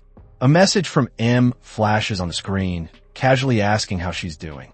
Anger flares within her as she replies, demanding what kind of question that even is. Her thoughts drift back to the chaos of the day, realizing it has been nothing short of a nightmare. M responds again, mocking her and saying she should listen to him instead of stressing her deficient brain. That stings. M really knows how to roast. Let him cook. Frustration builds in Joe Sua as she reminds herself that she got into a university. There's no way she's dumb. She demands to know why M is doing all this, wondering if he sees himself as some twisted hero. But M dismisses her question with cruel amusement, asking if she actually thinks she's special. Her irritation deepens as M admits he's doing it purely for fun. Joe Sua shoots upright in disbelief, questioning if M is some kind of pervert. Gathering her composure, she asks how long this will continue. M replies that he has one card left, and if she doesn't obey, he'll use it. When Joe Sua asks what he means, M drops a bombshell. He has a picture of the hit-and-run scene. Her heart stops. The shock hits hard as her eyes widen and her hands tremble. The thought that M might know about that accident makes her blood run cold. The soundless image of him laughing behind the screen haunts her as the day ends in despair. The next morning at school, Joe Sua sits alone in class. Everything feels loud, yet eerily distant. Apart from Kim Bitna, no one speaks to her anymore, not even Yahara. It's strange how fast people change, but she pushes the thought aside. M's instructions are the real problem. Her gaze shifts to her phone. M promised to send new instructions during second period, and she plans to stay alert. One mistake could destroy her completely, and she knows it. Just then, the teacher walks in, asking who's on class duty. A boy, probably the one obsessed with soccer, raises his hand. The teacher points out that the board hasn't been wiped. The boy notes the university exams were over, but the teacher simply reminds the class that learning never ends. A vibration breaks the silence. Jo Sua's phone buzzes with a new message. Her pulse quickens. She glances around, suspecting whoever's using their phone must be M. If she were clever enough, she could try calling him, but M would easily see through that. Peeking under her desk, she opens the message. M titles the new task, The Mission of Memories, ordering her to repeat an embarrassing phrase. Rage burns inside her. She mentally curses M, calling him a childish pervert, her teeth gritted tight. She types a response, saying all she needs to do is tell the teacher she's going to the restroom. M immediately rejects that, demanding she say it exactly as he instructs. The words on her screen make her freeze. Her mouth drops open. He really expects her to say that? Because of the leaked bullying video and her father's scandal, she's already a ghost in class. Saying something like that out loud would just make her a bigger joke. It's clear now. M is toying with her. She's trapped, dancing on his strings. Summoning courage, Jo Sua raises her hand. With shaky confidence, she blurts that she wants to take a dump. The boy sitting beside her stares in disbelief. The silence deepens like a graveyard. Realizing how absurd she sounds, Jo Sua quickly corrects herself, saying she just needs to use the restroom. The teacher, caught between shock and composure, allows her to go. As she walks, Kim Bitna calls after her, asking if she's okay. Jo Sua forces a nod and steps out, shutting the door behind her. Her mind whispers a small comfort, that after graduation, she'll never see these people again. Tears sting her eyes as she reassures herself that everything will eventually be fine. Inside the restroom, she breaks down. Soft sobs escape as she vows not to let him get away with this humiliation. Her phone buzzes again. Another message from M. He says it was fun and that he hasn't had that much fun in his life. Her face twists in anger, like crumpled paper, as she silently curses him. Then another message comes in. M says she deserves a reward for completing the mission. Konkosid Yosua Vitson. The reward, he says, is a week without messages. She's free, for now. Relief washes over her, though the confusion lingers. Later, at home, Jo Sua lounges on the couch, watching a musical performance. The promised week of peace feels real. No new texts. No M. Just quiet. The next day, she sits with her boyfriend, Jiho, on a park bench. He notices her distant look and asks if she's okay. She tells him everything feels strange, like something's missing. Concern flickers in Jiho's eyes. He asks if anyone at school is bothering her, but she answers that everyone is too busy watching their own backs. Jiho suddenly remembers something and checks his pocket, leaving Jo Sua puzzled. He pulls out a card and smiles, saying it's a present. Jo Sua's eyes widen as he explains that it's from his favorite artist. She quickly snatches it, insisting he not call the artist a guy, since he's older than them. Jiho laughs, teasing that he can't call any man wearing makeup his bro. Honestly, can't blame him for that one. Seeing her cheer up, Jiho's expression softens, then turns serious. He apologizes, saying he can't walk her home today because something came up. Jo Sua waves it off, saying it's fine. As he walks away, Jiho's demeanor changes. He dials a number, and when a man answers, he calls Jiho by name. Calm and cold, Jiho tells the man he needs help finding someone. The scene shifts to a small shop at night. Yuhara steps out, speaking on her phone and complaining about how someone had to do something in front of everyone. A fresh bandage covers her cheek, proof of recent trouble. She sighs, mentioning how Joe Sua has been acting strangely these days. Before she can say more, a hand suddenly snatches her phone. Startled, she looks up to see a strange guy holding it, checking the call. He's the same chubby guy Jiho contacted earlier, and beside him stand a masked figure. Fear freezes Yuhara on the spot. The guy casually speaks into the phone, saying she's busy and will call back, while the masked figure silently gestures for her to stay quiet. When the call ends, her anxiety only deepens. The chubby guy scolds her for talking behind her friend's back. Yuhara stumbles a step backward, trembling as she asks who they are. The masked figure lets out a low chuckle, saying it's better if she doesn't know. Sweat trickles down her temple as she clenches her hands tightly. Later, we see a wide spread of packaged foods. The chubby guy casually grabs one, commenting that he prefers salty over sweet. Both Yuhara and the masked figure stare in disbelief as he gulps down an entire pack in one go. Holy hell, that guy's temporary storage capacity is next-level talent. Trying to keep her composure, Yuhara asks if Joe Sua's boyfriend sent them. The masked figure tilts their head, amused that she relaxed after hearing a familiar name. Meanwhile, the chubby guy keeps eating, completely unfazed. Yuhara nervously says they could have just told her instead of scaring her, but the masked figure replies that they're only doing their thing. Beads of sweat roll down Yuhara's face as she carefully asks what they mean by thing. The masked figure suddenly grows serious, mentioning the group chat she's part of. Her eyes widen in shock. How could they possibly know about that? The masked figure steps closer, demanding that she unlock her phone. Terrified, she hesitates, until the chubby guy slams his fist on the table, yelling for her to do as she's told. Flinching, Yuhara quickly agrees and unlocks the phone. The masked figure scrolls through it, while the chubby guy calls Jiho and starts listing the names in the group chat. Among them, he notices Kim Bitna, a familiar name in Joe Sua's circle of haters. Now that's interesting. Yuhara's heart pounds, wondering what Jiho is planning. After finishing his meal, the chubby guy lets out a loud burp, complaining that the food is too sweet. Yuhara feels dizzy from fear but stays silent, afraid to make things worse. The scene shifts to Ban Jiho, staring intently at his phone. Sitting beside him, Joe Sua asks who he's texting. Without looking up, Jiho replies that it's some guys he used to box with. She's surprised to hear that he still talks to them, but Jiho explains that he just needed a favor. Trying to get his attention, Joe Sua switches to her cute tone, asking if it was so urgent that he had to do it right in front of her.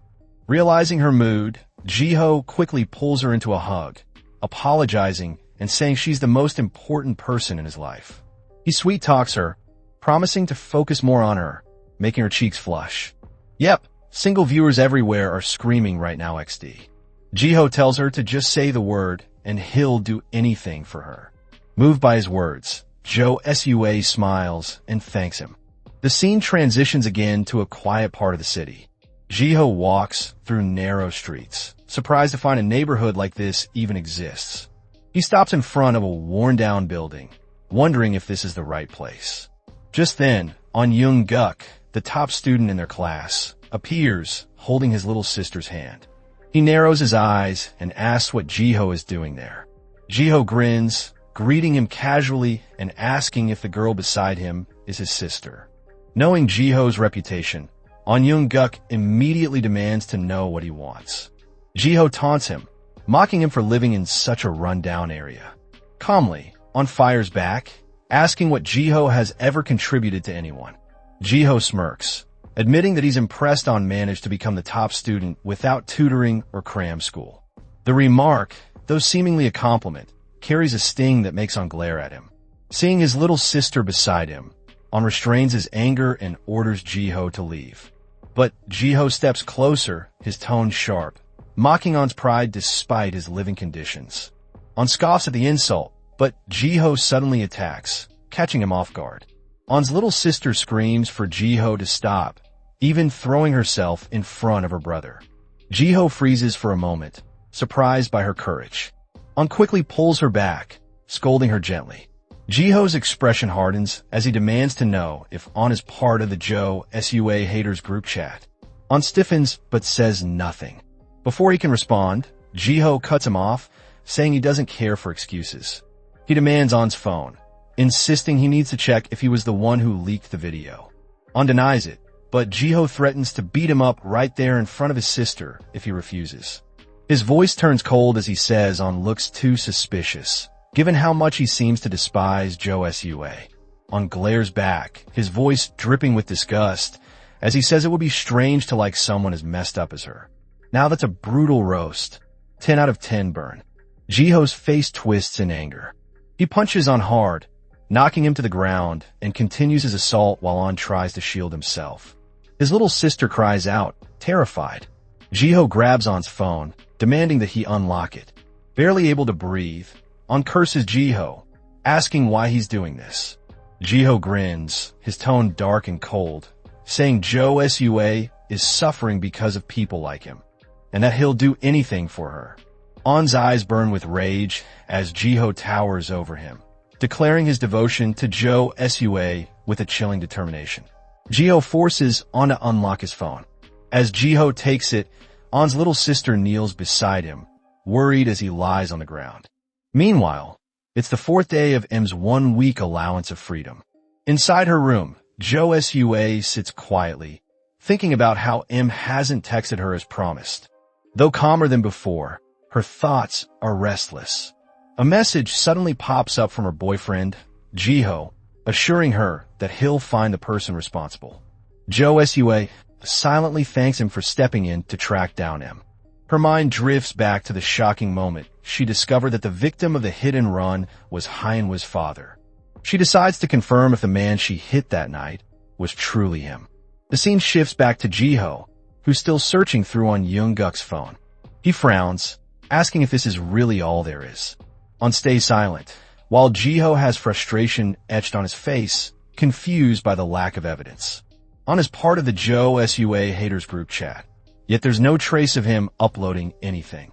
Jiho mutters in irritation about not finding even an ad or clue, and On casually explains that he doesn't use the app. Jiho's confusion deepens. He questions why On is even in the group. On calmly replies that someone added him without asking, and staying there was his mistake. His little sister tugs his sleeve, insisting they go home. On then adds, almost mockingly, that the group itself exists because of Jo Sua, words that instantly ignite Jiho's temper. Jiho throws On's phone back and coldly tells him to get lost. As he walks away, he mutters that the real culprit must be someone else. On Yoongguk watches Jiho leave, then gently pats his sister's head to calm her. His expression hardens as his phone rings. Answering the call, his tone turns serious. He says it was a close call, but he's fine and has already deleted the messages as instructed, so he wasn't caught. His sister, Yuna, looks up at him in confusion, not understanding what's happening. On warns the person on the line that Jiho might cause more trouble soon. Hanging up, he reassures Yuna with a faint smile, saying that evil people always pay for their sins. His calm tone hides something deeper, something connected to M. On the same 4th day of M's freedom, Jo Sua walks beside Kim Bitna. Kim asks where they're heading, and Jo Sua calmly replies that they're going to the hospital. Kim looks surprised and asks who's sick. Jo Sua answers that it's Hyenwa's dad. Kim keeps chattering, but Jo Sua stays focused, lost in thought about confirming her suspicion. Noticing her silence, Kim Bitna studies her with curiosity. Jo Sua asks why she's staring. Kim wonders aloud if Jo Sua has changed because of the group chat, saying it feels like she's been chasing someone lately.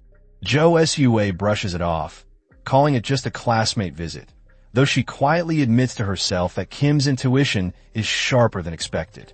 Kim then suggests inviting Yuhara to join them, but Jo Sua firmly refuses. She doesn't plan on forgiving Yuhara anytime soon. When Kim asks how long that will take, Jo Sua admits she doesn't know. The scene shifts to Hyunwoo, who greets them as they arrive. Jo Sua mentions that Jiho couldn't come, while Kim cheerfully returns the greeting. Hyunwoo, slightly puzzled, asks the reason for their sudden visit. Jo Sua hands him something and tells him to take it. He thanks her, but remains confused. When Jo Sua asks about his dad and if they can visit him, Hyunwoo says visiting hours are open but still wonders about her true motive. Jo Sua cuts him off, insisting they go now, thinking to herself that she already knows the answer she's looking for.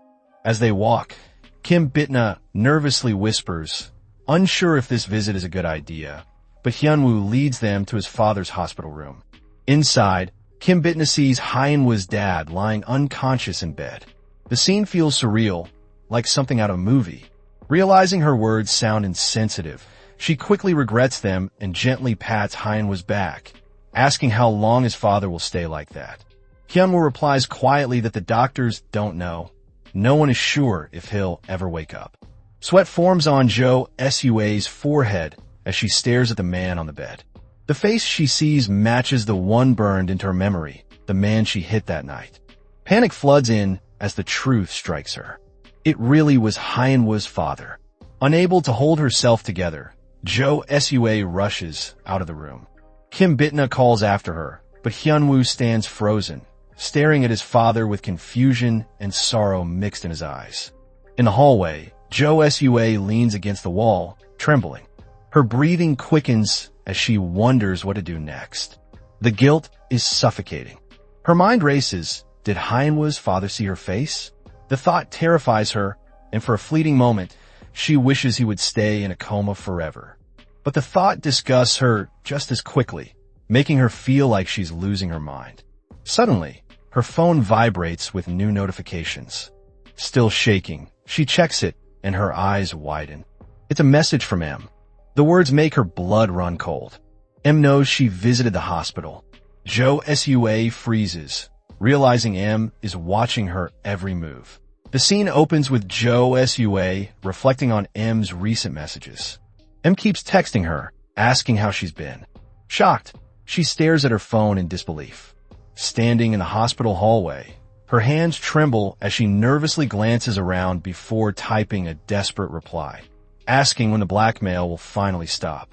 M mocks her frustration, but Jo Sua keeps pressing, demanding to know how long this torment will last.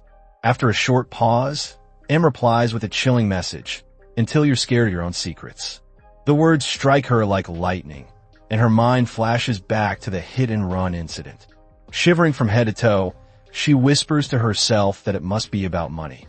In a panic, Jo Sua offers M any amount of money to make it stop, but M refuses. Her anger builds as she types again, demanding to know what he really wants. M's next message reads, "Want a way out?" Trembling, she types back that she does, hoping for mercy. Then comes the cruel twist, turn yourself in. Of course, Jo Sua expected that. M never intended to let her go. She can almost picture M laughing at her misery. But she isn't about to throw away her future over a single mistake. Her life is too bright to end like that.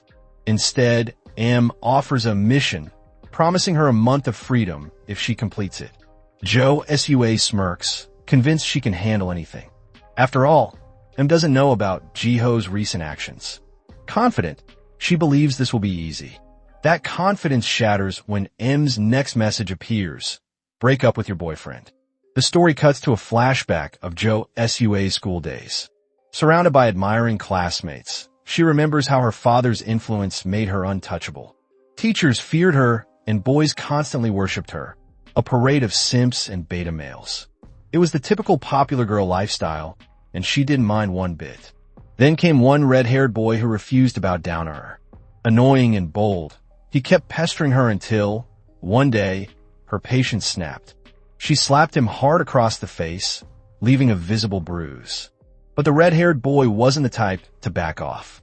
He raised his hand, ready to hit her back, and Jo Sua froze in fear. That's when Jiho appeared. With a quick move, Jiho grabbed the boy's wrist and asked if he really planned to hit a girl. Jo Sua recognized him from a boxing club and was startled by his sudden interference. The red-haired boy sneered and swung at Jiho instead, but Jiho easily dodged and countered with a punch that burst red across the air like splattered paint. One glance at his expression said it all. Jiho hit hard. The boy cursed Jiho, shouting insults, but Jiho followed up with another sharp hook that silenced him completely. The source of the red-haired boy's cheek scar became painfully clear. Watching from the sidelines, Jo Sua was stunned. Jiho had saved her, but when she tried to thank him, he just gave her that cold, unreadable stare, the classic Sigma look of indifference. Jiho's scuffle didn't end there. The red-haired boy called his seniors, but Jiho handled them all with ease, tossing them aside like yesterday's trash. Impressed, Jo Sua later approached him. Feeling guilty that her situation got him kicked out of the boxing club, she decided to take responsibility. At first, Jiho said nothing, but when she leaned closer, her tone changed. She told him to be her boyfriend. Jiho froze, completely speechless. She flipped her hair and teased that being with her would be more exciting than boxing. Jiho, overwhelmed, smiled like an idiot, barely hiding the drool on his lip, a moment only legends could relate to. From that day, the guy already feared across the school became her boyfriend, and Jo Sua's status reached new heights. She was now truly untouchable. Back in the present, Jo Sua sits deep in thought, staring blankly as M's mission echoes in her mind. Breaking up with Jiho, the one person who stood by her, feels impossible. Her thoughts are interrupted when Kim Bitna suddenly appears behind her, asking if everything's okay. Startled, Jo Sua snaps out of her trance and quickly asks what's wrong, hiding her anxiety. Her heart pounds as she wonders how long Bitna has been there, and whether she saw M's messages. Bitna explains she came looking for her because hanging out with Hyunwoo alone felt awkward, almost like they were dating. Jo Sua brushes it off, suggesting they head home instead. Bitna blinks in confusion, asking why they'd leave without saying goodbye to Hyunwoo, but Jo Sua ignores her and walks ahead, leaving Bitna puzzled. The scene shifts to a burger joint. Jiho sits alone, munching on his food and glancing at his phone. He wonders why she asked him to come if she wasn't going to show up. Just then, Lee Bora rushes in, apologizing for being late. Jiho smiles slightly and asks why she wanted to meet, mentioning he's also been looking for her. The chapter opens with Lee Bora and Jiho sitting across from each other in a burger restaurant. Bora looks unimpressed as she questions Jiho about his recent behavior. Jiho, casually munching on fries, gives her a blank stare as if he has no idea what she's talking about. The class president warns him to stop intimidating their classmates, saying everyone is scared of him now. Jiho shoots her a glare and coldly asks who she thinks she is to tell him that. Suddenly, he stands up, closing the distance between them, his presence heavy and threatening. He asks if she's scared of him. Bora breaks into a cold sweat, hands trembling as she admits that she is. But she quickly adds that he didn't used to be this way, at least not before he started hanging around Jo Sua. That truth hits hard, and Jiho goes silent, clearly thinking about her words. Bora pulls out a folded paper and places it on the table. It's a petition demanding punishment for Jo Sua's bullying of Hyunwoo. Jiho takes it, but as Bora explains it's meant to bring relief to other victims, his face darkens. He angrily crumples the paper in his fist, demanding to know why she's showing it to him. Bora calmly replies that it's both a warning and a favor. If he doesn't change, next time, things won't end with just a suspension. Jiho clenches his jaw and asks if Yoongguk told her to do this. Sensing his growing anger, Bora decides to cut things short, saying there's no point continuing the conversation. She stands up and walks away, leaving Jiho frozen in shock. Later that night, Jo Sua waits outside in the cold, her breath visible in the chilly air. Jiho finally shows up, smiling gently, saying he just wanted to see her. She looks nervous, worried her father might catch them, and suggests they meet again after his suspension ends. When Jiho asks if she isn't happy to see him, she struggles to hold herself together. M's threat echoes in her mind. She has to break up with him. Gathering her courage, she tells Jiho there's something important she needs to say. He looks curious, unaware of what's coming. She starts with the classic breakup line, trying to sound casual, but failing miserably. Still clueless, Jiho presses her to continue. Finally, she blurts out that they should pretend to break up. Jiho freezes, shocked, as she insists it's just pretend. Confused and frustrated, He demands a reason, but Jo Sua stammers that she can't tell him. He refuses outright, saying he won't agree unless she explains why. His voice rises, frustration spilling out. He tells her that if she really wants to break up, she should just say it and find someone else.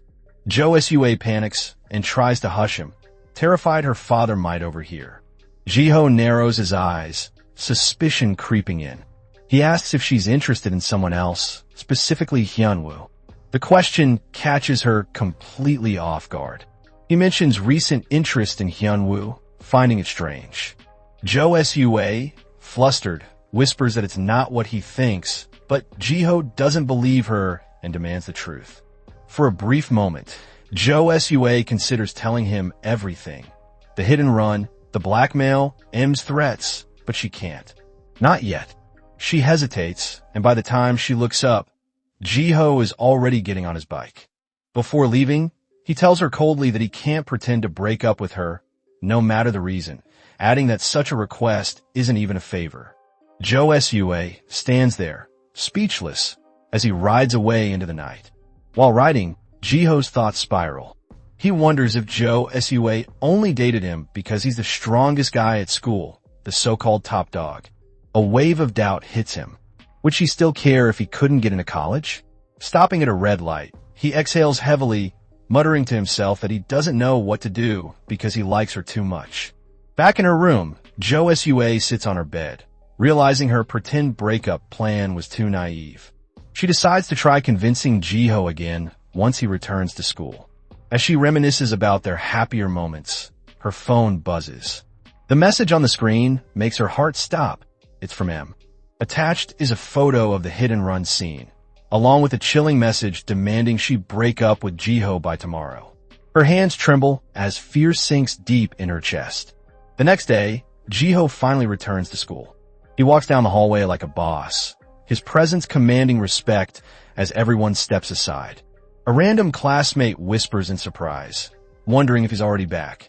He spots Jo Sua and her friends chatting nearby. With a faint smile, he greets her, saying it's good to see her again. Nervously, Jo Sua replies that they already met yesterday, while Kim Bitna waves cheerfully at him. Jiho brushes it off and tells them to head inside. But before they can take another step, Jo Sua suddenly stops. Jiho turns, puzzled by her hesitation. Taking a deep breath, she looks down and quietly apologizes. Then, with trembling lips, she asks for a breakup. The hallway falls silent. Jiho freezes, his expression filled with disbelief. Even Kim Bitna and the random bystanders stand stunned. Jo Sua keeps her eyes down, unable to meet his gaze. In the crowd, Hyunwoo watches the scene unfold, a faint smirk forming on his face, almost as if he's satisfied seeing Jiho finally taste his own medicine. The chapter begins after Jo Sua dropping a bombshell. She publicly announces her breakup with Jiho right in front of everyone. The hallway falls silent for a split second before bursting into whispers. Meanwhile, Hyunwoo, the class punching bag, hides a small smirk, clearly enjoying the spectacle. Jiho's eyes dart through the crowd until they land on Hyunwoo. His veins throb with anger as he storms forward. Jo Sua tries to stop him, her voice trembling, but Jiho ignores her completely. Standing face to face with Hyunwoo, his tone sharpens as he accuses him of laughing. Hyunwoo frantically denies it, but Jiho's fury only grows. He grabs Hyunwoo by the collar, lifting him off his feet as panic floods the boy's face. Jo Sua rushes forward, begging Jiho to stop, but he shakes her off harshly. Her eyes widen, realizing this is a side of Jiho she's never seen before. Jiho snarls that everything started going downhill the moment he got involved with her. His grip on Hyunwoo tightens as he demands to know why everyone keeps siding against him. Young Guk steps in, telling Jiho that enough is enough. He asks how long Jiho plans to torment Hyunwoo. Jiho's glare turns cold as ice, his voice dripping with threat as he warns Young-guk to back off unless he wants to die. But Young-guk doesn't move. He tells Jiho to look around. No one is standing with him. He reminds him that he just came back from suspension, and this is the first thing he does. Jiho snaps. He throws a punch that sends Yoongguk to the floor, then mounts him, raining down blows while shouting at him to mind his own business and calling him a nobody. Before he can land another hit, a voice booms through the hallway. Everyone freezes. The homeroom teacher makes his appearance, his expression dark with disappointment. Jiho stops cold, realizing how bad the situation looks. Everyone saw everything. The weight of it hits him all at once. Jo Sua and Kim Bitna stand among the stunned crowd, horrified as Yoongguk lies battered on the floor. The scene cuts to the principal's office. The principal sits behind her desk, flanked by the homeroom teacher and the student affairs manager. Her tone is calm, but sharp as he asks why trouble always seems to come from this class. The manager doesn't hold back, saying Jiho should have been expelled long ago. The homeroom teacher looks pale, unable to defend his student or himself. The principal's gaze hardens as she asks if the teacher has anything to say. The man stays silent, clearly terrified of saying the wrong thing and losing his job. Back in class, Jo Sua sits with her head lowered, guilt eating away at her. The atmosphere is heavy until a student bursts in, shouting that Jiho's going to be expelled. Jo Sua's heart sinks. Everything flashes through her mind. The fights, the rumors, the tension, and she realizes all of Jiho's trouble started because of her. Kim Bitna gently tries to comfort her, asking if she's okay and wondering if Jiho will really be expelled with graduation so close. Later that night, Jo Sua kneels before her father, begging for help. Her father, furious, scolds her for getting involved with someone like Jiho in the first place. He refuses to step in. Jo Sua turns to her father's secretary in desperation, but the man only bows apologetically. Her last bit of hope fades, and she clenches her fists, fighting back tears. As her father continues to lecture her, guilt and anger swirl inside her. Then something clicks. Her eyes harden as she whispers a single letter, M. Her father stops mid-rant, noticing her sudden change in expression, uncertain if he's gone too far. But Jo Sua barely hears him. Her mind spins, blaming everything on M, the one who started it all. The next day, Jiho walks out of the school gates for the last time. His expulsion is official. Jo Sua watches from the classroom window, trembling as she sees him leave without looking back. Kim Bitna comments on it softly, but Jiho keeps walking. Behind them, Yuhara stands silently. She had come to comfort Jo Sua, but seeing her devastated, she stops in her tracks. The memory of Jo Sua's cold words still lingers. Just then, someone calls her name. Yuhara turns to find a group of girls approaching with unsettling smiles. The one leading them, the kind of girl who radiates trouble, smiles coldly and tells Yuhara to come to the cafeteria. Her tone drips with venom as she asks if Yuhara isn't tired of playing the loyal lackey, saying she must hate how Jo Sua acts high and mighty because of her rich dad and popular boyfriend. Yuhara stammers, clearly anxious. The girl steps closer, placing a hand on her shoulder, whispering that she has something interesting to tell her. Yuhara's nervousness fades into a chilling grin. Her tone turns dark as she asks what's so interesting. At that point, it's obvious. Something terrible is about to happen to Jo Sua. The chapter opens with Yuhara trailing behind the group, led by the red-haired troublemaker, Naksu. Yuhara's steps falter, regret already creeping in. Naksu smirks, asking if she really showed up. Seeing the fear in her eyes, his grin widens. Yuhara keeps silent, realizing she might have walked straight into a trap. He tosses something her way. She catches it, confused, and asks if he was the one who called her. With a lazy tilt of his head, he responds that there's no reason he can't.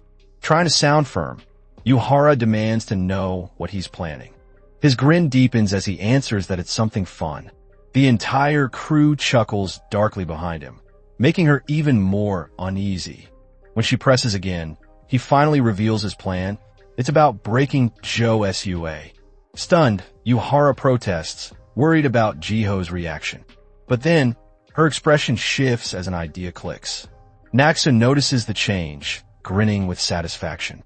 Jiho is gone, and now the real game begins. The scene shifts to the classroom. Jo Sua sits slumped over her desk, drained and silent. Kim Bitna walks up, concerned, asking if she's okay and reminding her that she hasn't eaten lunch yet. Jo Sua sighs inwardly, both hungry and irritated by everything happening around her. Noticing her mood, Kim Bitna gently suggests they head to the cafeteria. Jo Sua hesitates. She suggests sending Hyunwoo instead, until her gaze lands on him. He glances her way for a brief second, expression blank and disinterested, a sharp contrast to how he used to treat her. Quickly brushing it off, Jo Sua says she'd rather avoid another bullying scene. Kim Bitna laughs it off and insists they go together. Jo Sua manages a small smile, grateful for the company. As they walk into the cafeteria, Jo Sua looks around curiously. Kim Bitna notices her reaction and asks why she seems so tense. When Jo Sua quietly admits it's her first time there, Kim Bitna is taken aback. Meanwhile, Yuhara, sitting nearby, catches sight of them. Her eyes narrow as Jo Sua explains things casually, unaware of the storm waiting to hit. The moment Jo Sua steps deeper into the cafeteria, whispers ripple through the crowd. Students gossip about her breakup, her father, and her sudden fall from grace. Kim Bitna urges her to grab food quickly and leave. Annoyed by the stares, Jo Sua grabs an energy bar and cuts the line only for a hand to block her. Standing in her way is Naksu, the red-haired guy himself. He tells her to get in line. Jo Sua freezes at his tone, while Kim Bitna tries to pull her away. Naksu nods toward the back of the line, clearly enjoying her frustration. Kim Bitna nervously whispers that he looks dangerous, urging Jo Sua to just pay and leave. But Jo Sua, fed up, crosses her arms and speaks loud enough for him to hear, asking what's so scary about him. Naksu's grin sharpens. He's about to take it further. Pretending to check his pockets, he suddenly announces that he's short on money, his voice loud enough for everyone to hear. Then, with a cold smile, he turns to Jo Sua and demands she pay for him. The entire cafeteria goes silent. Jo Sua's hands tremble as all eyes fall on her. Somewhere in the crowd, Yuhara watches with delight. Probably the happiest she's ever looked. Under the pressure of the stares, Jo Sua forces a shaky smile and says the money doesn't matter. She hands over a 501 bill and tells the lady to keep the change. Even Naksu seems caught off guard. But Jo Sua shoves the item back to him, muttering that he should enjoy it, then turns and walks off, biting her lip in anger. Behind them, Naksu and Yuhara exchange cold grins. The trap worked perfectly. Jo Sua clenches her fists, rage burning beneath her calm expression. She knows this humiliation only happened because Jiho isn't around anymore. Determined, she reminds herself of her deal with Am. The 1-month grace period and the reward for breaking up without exposing the hit and run. Later that night, Jo Sua lies on her bed, replaying the day's events. She pulls out the golden credit card and stares at it, realizing she still has power, just not the kind Jiho used to give her. Her mind sharpens with resolve. If she can't rely on Jiho, she'll use her father's influence. Trouble might be coming for him, but Jo Sua no longer cares. She plans to gather supporters and shift public opinion to her favor. Meanwhile, elsewhere, Yuhara slurps instant noodles, looking thrilled. She admits it's the first time she's ever seen Jo Sua lose control. Naksu leans back, amused, asking if she had fun. Yuhara nods eagerly, revealing that she helped lure Jo Sua to the cafeteria by convincing Kim Bitna to bring her there. Both of them definitely get close. Anyways, she asks what's next. Yu's eyes light up. Whatever comes, the game against Jo Sua has only just begun. The scene shifts to Jo Sua's classroom, where a whole spread of snacks covers the table. Laughter fills the air as Jo Sua chats with her classmates. The black-haired girl asks if she's ever seen Honey in person, the K-pop idol everyone's obsessed with. Jo Sua smirks, bragging about attending multiple concerts, even snagging front row seats from scalpers. The other girl munches on her snack and asks what's so special about the front row. Jo Sua explains that it's everything, seeing every move, every smile, every detail up close. For her, there's no other way to experience it. The brunette sighs, jealous, complaining she can't even afford a regular ticket. Suddenly, Jo Sua remembers something, digs through her bag, and pulls out a YSL lipstick. She hands it to her, leaving her stunned. Jo Sua says she doesn't like the color and that it would suit her better. The girl beams with excitement, thanking her repeatedly while blushing. One lipstick, one loyalty secured.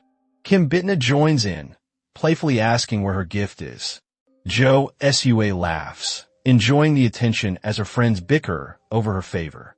Across the room, class president Lee Bora and her friend CEO Mina watch from their seats. Mina whispers that Jo Sua seems off lately. Bora, leaning back with that cold, Sasuke-like aura, says Jo Sua's only keeping up appearances, trying to stay on the red hair guy's good side while maintaining her popularity. Mina questions why it even matters since Jo Sua's already been accepted into college and graduation is right around the corner. Bora smirks, saying Jo Sua thinks she's a princess and everyone else exists to serve her. She'll hold onto that image till the very end. Meanwhile, On, the class top student, sits nearby, clearly irritated by all the laughter echoing through the room. Later, Jo Sua and her friends gather at a fancy restaurant, snapping selfies and savoring their luxurious meals. Kim Bitna smiles, saying it's nice for them to hang out again. Jo Sua feels victorious, satisfied that Yuhara is out of the picture and Bitna has accepted it. As her friends gush over their first ever steak, Jo Sua sits smugly, convinced she's won and have become untouchable. Then the bill arrives. Her friends glance at each other, whispering nervously about how much it might be. The black-haired girl admits she has no idea. The cashier announces the total, $227,001, roughly $170. Their faces freeze in shock. Jo Sua, expecting this, smoothly pulls out her dad's golden credit card and hands it over with a confident smile. Yep, Daddy's card got it covered. The cashier swipes the card, hesitating for a moment before announcing that it's been declined. The card has reached its limit. The shock on Jo Sua's face says it all. Back home, her father explodes with anger, demanding to know how she managed to burn through 5 million won in a month. His frustration practically raises his blood pressure every time he talks to her. Jo Sua insists she was just out with friends, but he's not buying it. He scolds her for wasting money and questions if this is really the best time for social outings. He warns her that her careless spending could damage his reputation and asks if she's trying to start another scandal. Tears stream down Jo Sua's face as she shouts for him to just refuse her request instead of humiliating her. She storms off to her room, crying, while her father stands frozen, unsure what to say next. The secretary, standing nearby, quietly suggests increasing her spending limit by a little to avoid such drama. Her father snaps, refusing outright, ranting about how he once earned money back in the days by selling newspapers. He wonders how Jo Sua dares to act so entitled when she hasn't worked for a single penny. Furious, he declares that she should stay home and keep quiet. This is the best outcome. In her room, Jo Sua sits surrounded by luxury items. Her anger fades into determination as she realizes that if her father won't support her lifestyle, she'll have to fund herself. She grabs her phone, snaps pictures of her designer goods, and uploads them to an online marketplace. Easy money, or so she thinks. After a while, she sprawls across her bed, waiting for offers to roll in. Soon, a notification pops up. Someone wants to meet nearby to buy one of her items. She groans, but agrees, heading out with the product in hand. Under the dim streetlights, she spots a figure waiting and asks if they're the buyer, showing her phone for confirmation. The figure turns, and her eyes widen in disbelief. It's Lee Bora. The class president looks equally surprised as realization hits both of them. Trying to break the ice, Jo Sua casually asks if Bora's really a fan of honey. Bora shoots back with a sharp, asking if she isn't allowed to like him. Jo Sua, feeling a little judged, starts to say something, but Bora cuts her off, asking if she's going to sell the item or not. Jo Sua thinks to herself that it really doesn't matter who buys it. It's already torture being out here in the freezing cold. Bora calmly asks to confirm the price, takes out her wallet, and the exchange happens. Bora inspects the item while Jo Sua counts the cash. Jo Sua crosses her arms, thinking how painfully awkward this is, and out of everyone, it had to be Lee Bora. Annoyed, she imagines yelling, but keeps her composure. After the exchange, Bora casually asks if Jo Sua isn't a fan anymore. Jo Sua clenches her fist, knowing that if she says yes, it'll sound like she only sold the item for money. So she plays it off, saying she's too old for fangirling now and wants to focus on college. Nice subtle insult there. Bora gives her a look and asks if she said that just for her to hear. Jo Sua freezes, caught off guard.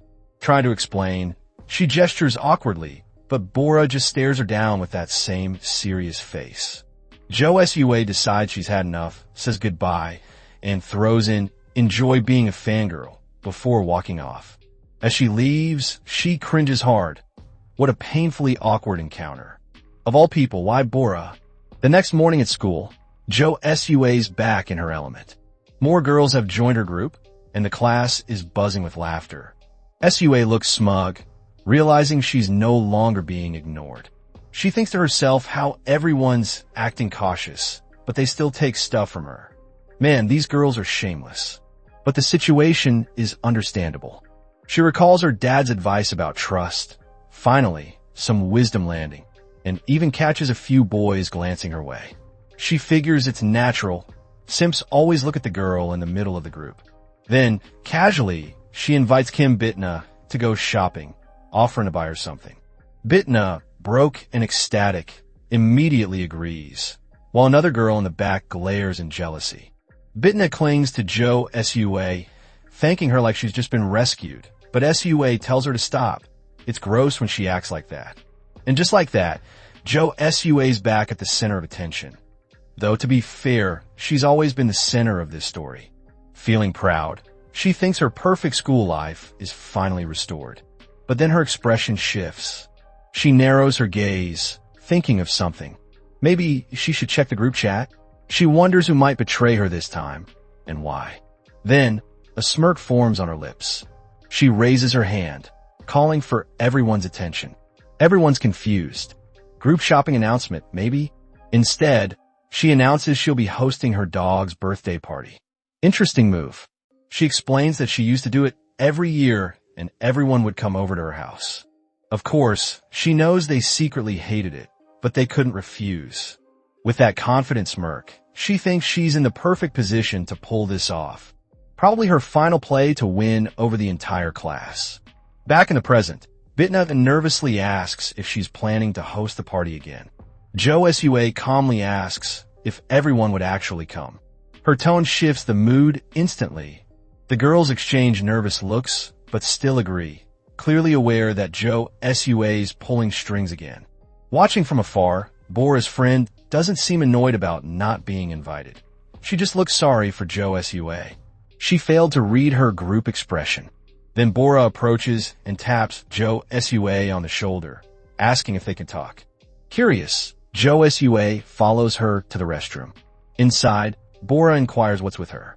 Jo Sua replies with slight confusion. Bora gets straight to the point, asking if Jo Sua's been selling stuff just to throw a dog birthday party. Finally, someone with some sense. Jo Sua brushes it off. She reminds Bora that she already said she sold the merch because she's no longer a fan.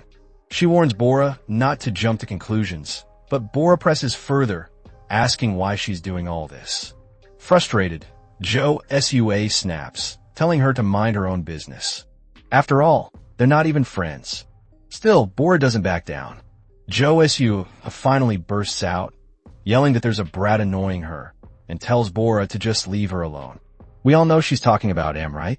But Bora stands there, confused, as Jo Sua storms out, adding that they should never cross paths again until graduation. Left behind, Bora frowns, wondering who that brat could be. The scene cuts to young Guk walking down a staircase, clearly drained from Jo Sua's endless drama. He meets a mysterious figure and asks if they arrived before him.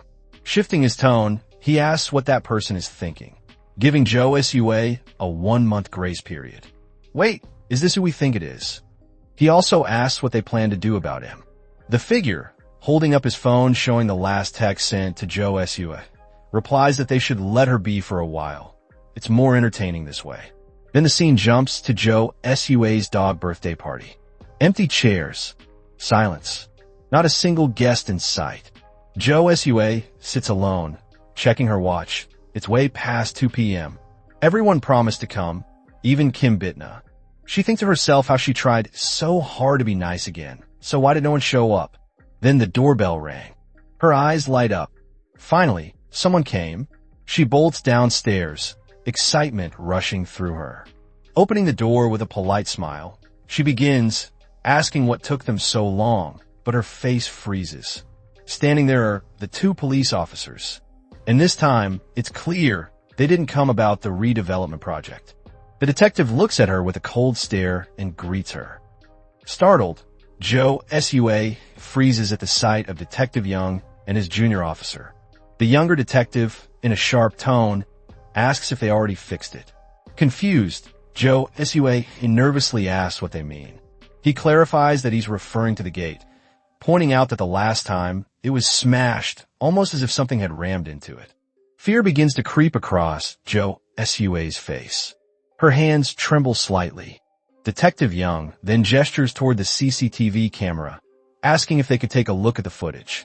Jo Sua, still tense, wonders aloud why they're asking. His partner steps in, asking if she's familiar with her classmate Hyunwoo. With a calm expression, he explains that Hyunwoo's father was recently involved in an accident. Almost as if rehearsed, Detective Young adds that a brand new sports car was caught on camera at the scene. With a serious tone, he asks if that car belongs to her. He continues, explaining that the vehicle is registered under her name, noting that her father is far too old to drive something that flashy. He adds that the car was repaired almost immediately after it was bought, hinting there might have been an accident. Feeling cornered, Jo Sua asks why she's suddenly being questioned. Detective Young calmly replies that this isn't an interrogation, and they have no evidence, only hoping she might provide something useful. Jo Sua tightens her grip on the door handle, staying silent. From their circular questioning and glances, she can tell both detectives already view her as a suspect. She realizes the police have no solid proof yet, and pretending to stay composed, she remarks that she's in the middle of a celebration with her friends. She adds that she doesn't want to talk about the hit-and-run case, claiming she knows nothing about it. The junior detective tries to mention the CCTV footage again, but gets cut off midway. Detective Young apologizes for disturbing her celebration and turns to leave, signaling their departure. His partner looks puzzled by the sudden decision. As they walk away, Detective Young takes out a small notebook, scribbling Jo Sua's name under the label culprit. Inside the gate, Jo Sua slides down in panic, trying to calm her racing thoughts. She convinces herself it will all pass as just another random incident. As long as M stays silent, everything will remain buried. The scene shifts to Jo Sua's classroom the next day, filled with chatter and gossip. The black-haired girl, Minyoung, sarcastically asks if anyone actually attended the party. The slightly chubby girl jokes about how strange Jo Sua's dog parties always are. Yuhara laughs, recalling the time Jo Sua promised to buy expensive steak but had her card maxed out. She wonders how Jo Sua managed to throw a dog birthday party now, while the girl adds that Jo Sua's expression back then was hilarious. Minyoung turns to Kim Bitna, asking if she went to the party. Bitna quietly admits that she didn't. Yuhara mockingly comments that even Bitna knew how weird the party was. But then, with a hint of concern, Yuhara asks if truly no one went to Jo Sua's party. The realization sinks in among them. All of them skipped it. The chubby one remarks that Jo Sua is probably furious right now. Just then, the classroom door swings open with a loud thud. Jo Sua steps in, her expression clearly showing disappointment. Min-young and Kim Bitna immediately rush to her, throwing out excuses and apologies for not attending. Jo Sua brushes past them, heading to her seat, acting like it's no big deal. Whether they came or not doesn't matter anymore. The only thing that matters now is finding M, who's likely watching her from the shadows at this very moment. Time passes in class. Jo Sua sits quietly, staring at the last message she sent to M. She complains in her thoughts about how M hasn't replied all day, wondering if the 1-month silence promise still stands. Clutching her phone tightly, frustration builds as she questions what's really going on and who M truly is. Asking for help isn't an option. It would expose her as the driver in the hit and run. The only clue she has is that M talks and acts like a 5-year-old, which only makes things harder to figure out. She realizes she can't go through everyone's phone like her ex-boyfriend once did. But then an idea strikes. Her lips curl into a faint smile as she questions whether she even needs to check every phone. She recalls that university exams are over, meaning no more phone collections during regular classes, except one, gym class. As her classmates head toward the gym, Jo Sua stays behind, revealing the plan she prepared earlier. She'd already told the teacher she needed to rest in the infirmary. Since the gym door always stays locked during class, she left a window open beforehand to sneak in later. The execution goes smoothly. Once inside, she begins dialing M's number, expecting at least one phone to ring. Since M is in her class, one of the phones should respond. But as the seconds tick by, nothing happens. None of the phones ring. Confusion spreads across her face as she inspects them one by one. Then she notices something strange. 2 phones are missing. One belongs to Lee Bora, the other to Yoongguk. Realization dawns quickly. If those 2 phones are gone, the connection might lie with one of them. Suddenly, a voice from behind startles her. Lee Bora stands at the doorway, demanding to know what she's doing.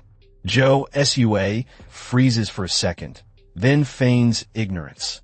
But Bora steps closer, insisting she's been watching the entire time. The act no longer matters. Jo Sua straightens her posture, coldly remarking that one of the missing phones has just appeared. With a smug look, she asks if Lee Bora is scared of being found out. The strange remark confuses Bora, her expression shifting in unease. In a sudden motion, Jo Sua grabs her by the shirt, pulling her close. With a chilling tone, she reminds Bora of her earlier promise, to find her no matter what. The moment Lee Bora is pulled in through the window, both she and Jo Sua crash to the floor with a heavy thud.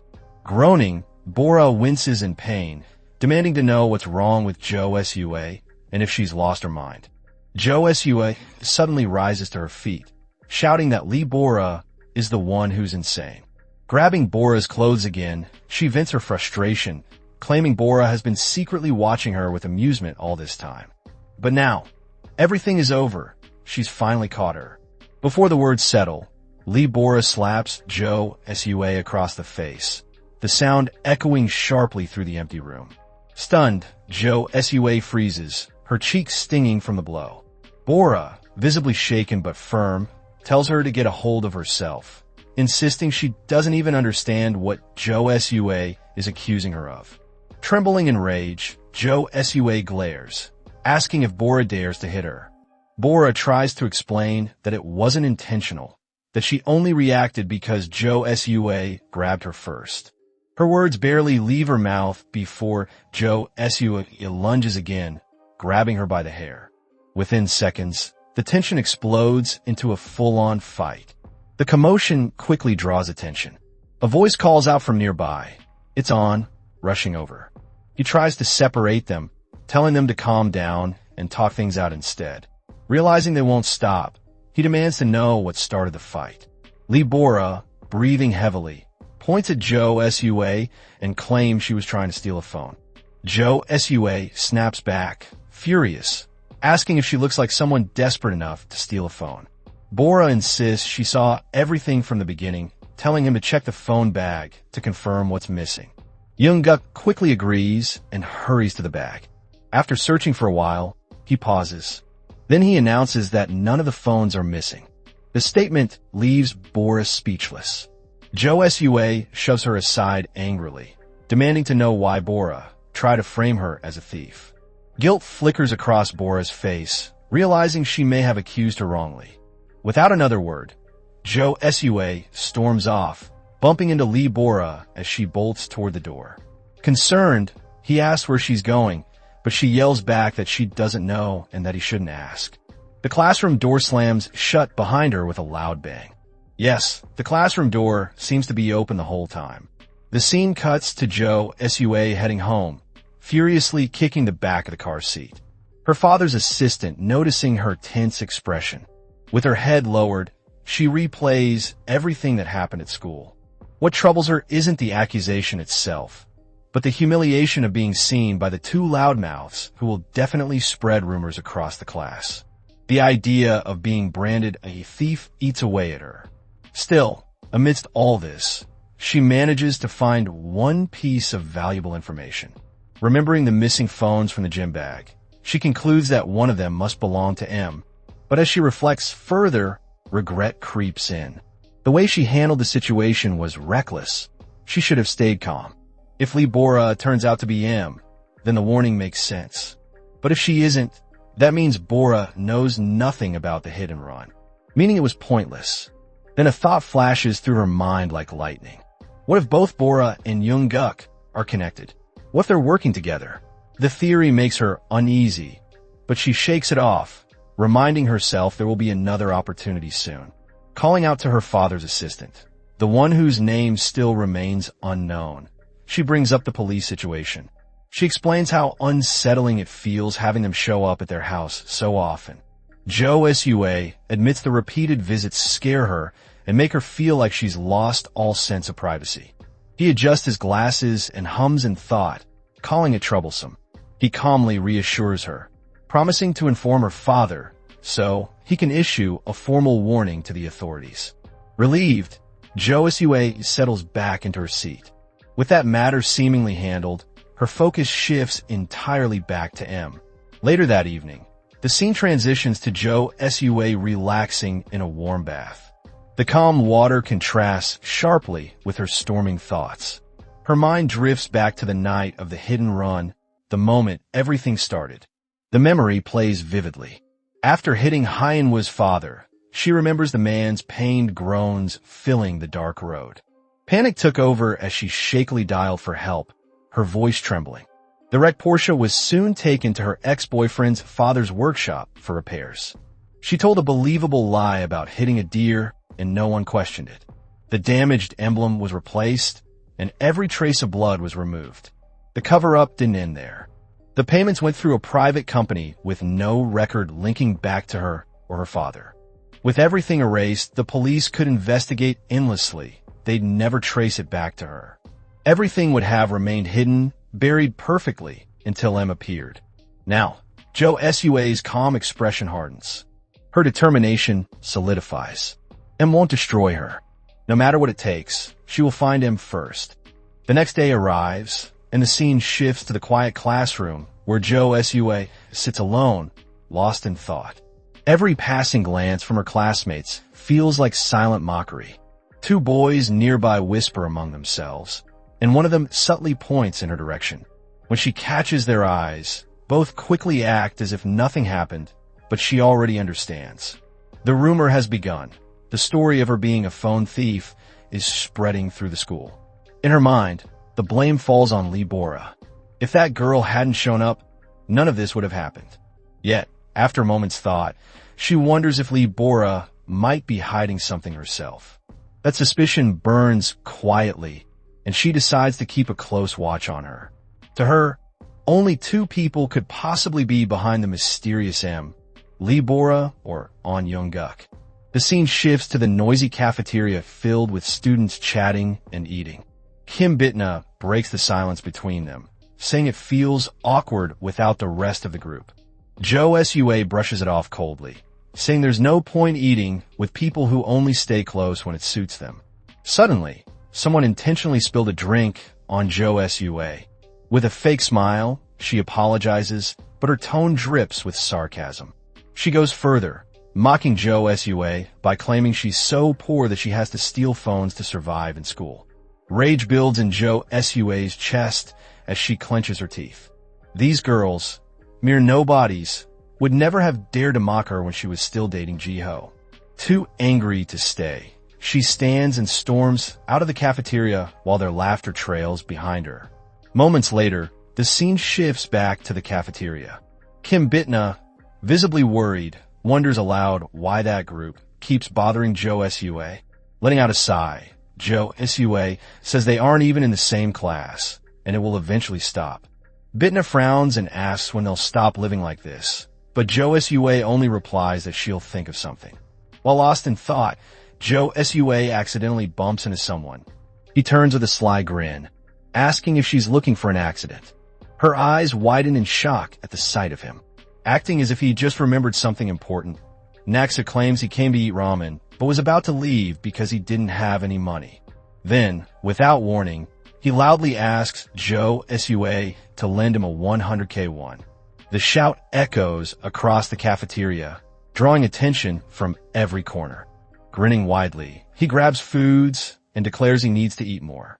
His intentions crystal clear. Before she can react, two other boys overhear and approach, asking if Jo Sua is really buying. Realizing the setup, they all smile at her, clearly having planned this in advance. Caught off guard and without a way out, Jo Sua reluctantly decides to pay, leaving Kim Bitna stunned beside her. As Jo Sua walks toward the counter to make the payment, Yuhara suddenly appears, placing an item on the counter and telling the cashier that Jo Sua will pay for it too. Her smug expression says it. When Jo Sua tries to protest, she's cut off as Naxu places a firm hand on her shoulder, asking if everything is fine. Cornered and powerless, she stays silent. Back in class, Jo Sua vents her frustration, questioning why Yuhara is suddenly acting so differently, especially since she doesn't even share a class with Naxu. Kim Bitna, in a calm tone, reveals the shocking truth. Yuhara and Naxu are dating. Jo Sua freezes in disbelief, then lets out a bitter laugh, mocking them as a pathetic couple who deserve each other. Moments later, Yuhara enters the classroom. Spotting Jo Sua, she calls her attention and comments on the snack she bought earlier. Then, right in front of everyone, she throws the chips away, saying they taste terrible and asking what Jo Sua plans to do about it. Jo Sua raises an eyebrow, wondering what kind of game Yuhara is playing, but Yuhara simply demands she take responsibility. Crossing her arms, Yuhara orders her to buy another one, the shrimp flavor this time. Furious, Jo Sua rises from her seat, glaring at her and demanding if she's lost her mind.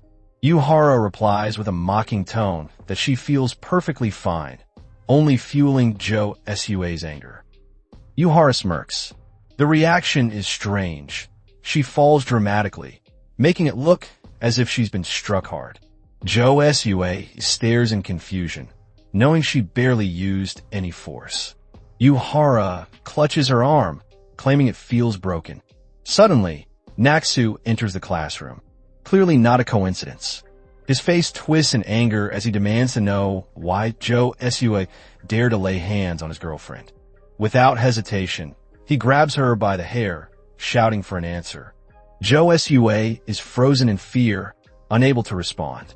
Seeing her terrified expression, Naxu leans close, whispering that without her boyfriend, she's completely useless. Tears form in Jo Sua's eyes as he continues his cruel words, telling her to obey every command from his girlfriend from now on. With a sharp motion, he throws her to the floor, right at Yuhara's feet. Looking down with cold disdain, Yuhara orders her to hurry up and buy her more chips, the shrimp kind. And just like that, Jo Sua's downfall begins. Jo Sua clenches her jaw, biting her lip tightly. Yuhara watches as she slowly stands up, her eyes following Jo Sua's every move. Without a word, Jo Sua walks away from the pathetic couple, muttering under her breath. She never imagined her relationship with her best friend would turn upside down like this. After delivering the chips Yuhara asked for, Jo Sua leaves quietly. Yuhara watches her departing figure with a smug smile. The slightly chubby girl and the black-haired girl look shocked that Jo Sua actually obeyed. Feeling proud, Yuhara laughs, calling Jo Sua a coward. She explains that Jo Sua only acts high and mighty because of her boyfriend, Jiho. Without him, she's terrified of everything. As she opens the bag of chips, Yuhara notices Kim Bitna's anxious expression. Trying to appear kind, she offers her a chip, but Bitna quickly declines. Yuhara smirks, saying she'll order more if Bitna wants some, though her real intention is clear. Bitna grows visibly uneasy. Meanwhile, Jo Sua hides in the restroom, staring blankly at her reflection. The memory of what just happened keeps replaying in her head. She wonders if she'll really have to obey every order from Yuhara. Deep down, she's too scared to say no. But since graduation isn't far, she decides it's not worth worrying about. All she needs to do is avoid Naksu. Her thoughts are interrupted when a classmate walks in, saying Yuhara is looking for her. Jo Sua grits her teeth, realizing this is becoming a real problem. Back in the classroom, Yuhara sits confidently, acting like a queen as she demands a bowl of ramen. Jo Sua, annoyed, reminds her that she just had chips earlier. But Yuhara cuts her off, saying she's hungry no matter how much she eats, laughing as if it's a joke. She then teases that maybe eating more will help her grow taller. When Jo Sua doesn't respond, Yuhara threatens to call her boyfriend. The moment Naksu's name is mentioned, Jo Sua flinches. The entire class goes silent, waiting for what happens next. Reluctantly, she agrees to go. Before leaving, she politely takes Kim Bitna's hand, asking her to come along. But Bitna quickly pulls away, apologizing, leaving Jo Sua frozen. Yuhara meets Jo Sua's eyes and smirks, saying she'll have to go alone. Jo Sua isn't surprised. With a dismissive wave, Yuhara sends her off. On her way out, Jo Sua forces herself to stay calm. She keeps reminding herself to focus. She can't afford to let anything slip. If this incident spreads, everything she's built could crumble. All she has to do is endure a little longer. Later, Jo Sua returns with the ramen, asking if that's all Yuhara wanted.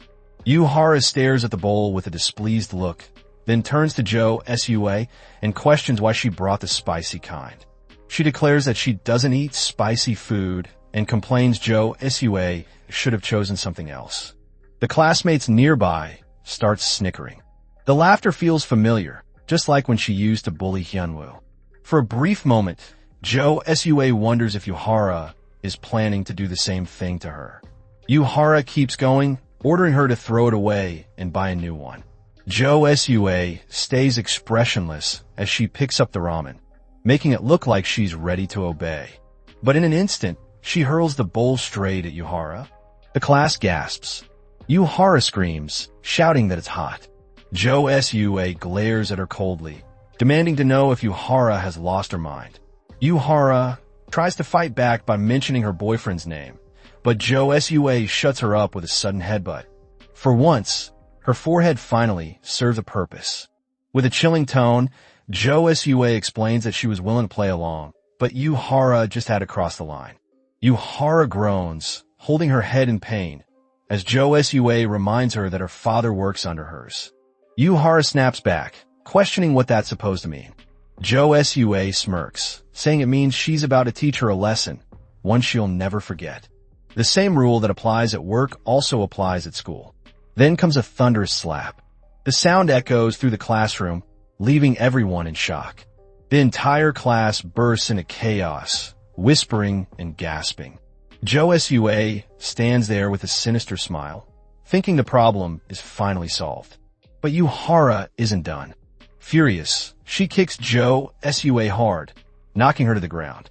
Her rage explodes as she shouts that Jo Sua is nothing special. Stomping on her, Yuhara mocks her status, saying she isn't some kind of princess who deserves everyone's respect. She keeps going, saying that without her dad's power and without Ban Jiho, Jo Sua is just another nobody. Her tone darkens as she reveals that Jiho has been expelled, and Jo Sua's father is too scared to act because he doesn't want his name in the news. Yuhara leans closer, demanding that Jo Sua become her errand girl from now on. To make her point clear, she spits at her. Finally, Yuhara exhales deeply, feeling a strange sense of relief. It's like a heavy burden has been lifted. She wonders why she ever tolerated Jo Sua in the first place, her anger only growing the more she thinks about it. Jo Sua lies there, close to breaking, mentally begging for anyone, to help her. And just when things seem hopeless, Lee Bora appears, putting an end to Yuhara's rampage. Better late than never, though Jo Sua never expected to be saved by Lee Bora of all people. Lee Bora steps forward, her voice firm as she declares that it's enough. Jo Sua didn't expect things to go this far, especially after watching her own pride crumble to the point where she feels she has none left. Yuhara is clearly annoyed by her interference. Lee Bora ignores the tone and moves toward Jo Sua, helping her up. Before leaving, she shoots a sharp glare at Yuhara, who quickly looks away, avoiding her eyes. As they walk down the quiet school hallway, Lee Bora asks if Jo Sua needs to visit the nurse's office. But Jo Sua mutters something unexpected, asking if Lee Bora pity her. The sudden shift in her tone makes her frown slightly. For a moment, Bora wonders if Jo Sua actually feels pity for herself. Keeping her expression steady, Bora adds coldly that Jo Sua deserved everything that happened. It's simply karma. Jo Sua is momentarily stunned, unable to follow. But Bora continues, explaining that Yuhara is only doing to her what she once did to Hyunwoo. Instead of showing gratitude, Jo Sua questions why Bora is helping her at all, asking if she doesn't hate her. Bora takes a moment before answering. She admits she doesn't like Jo Sua and never pretended to. But she adds that she doesn't want to repeat the same mistake again. She refuses to be a bystander this time. Confused, Jo Sua asks what she means by being a bystander. Bora explains that she knew about the bullying back then, the one Jo Sua led against Hyunwoo. She knew everything but stayed quiet out of fear. She pretended to stop her only to ease her own guilt, convincing herself it was enough. Facing Jo Sua, Lee Bora hopes she realizes what it truly feels like to watch someone suffer alone. Bora's voice softens as she admits that through Jo Sua's downfall, she finally understands how Hyunwoo must have felt fighting that lonely battle. Her words hit Jo Sua hard. Hyunwoo's expression, his silence, the way everyone ignored him. For the first time, she understands why no one helped her and why she received those cold stares from classmates.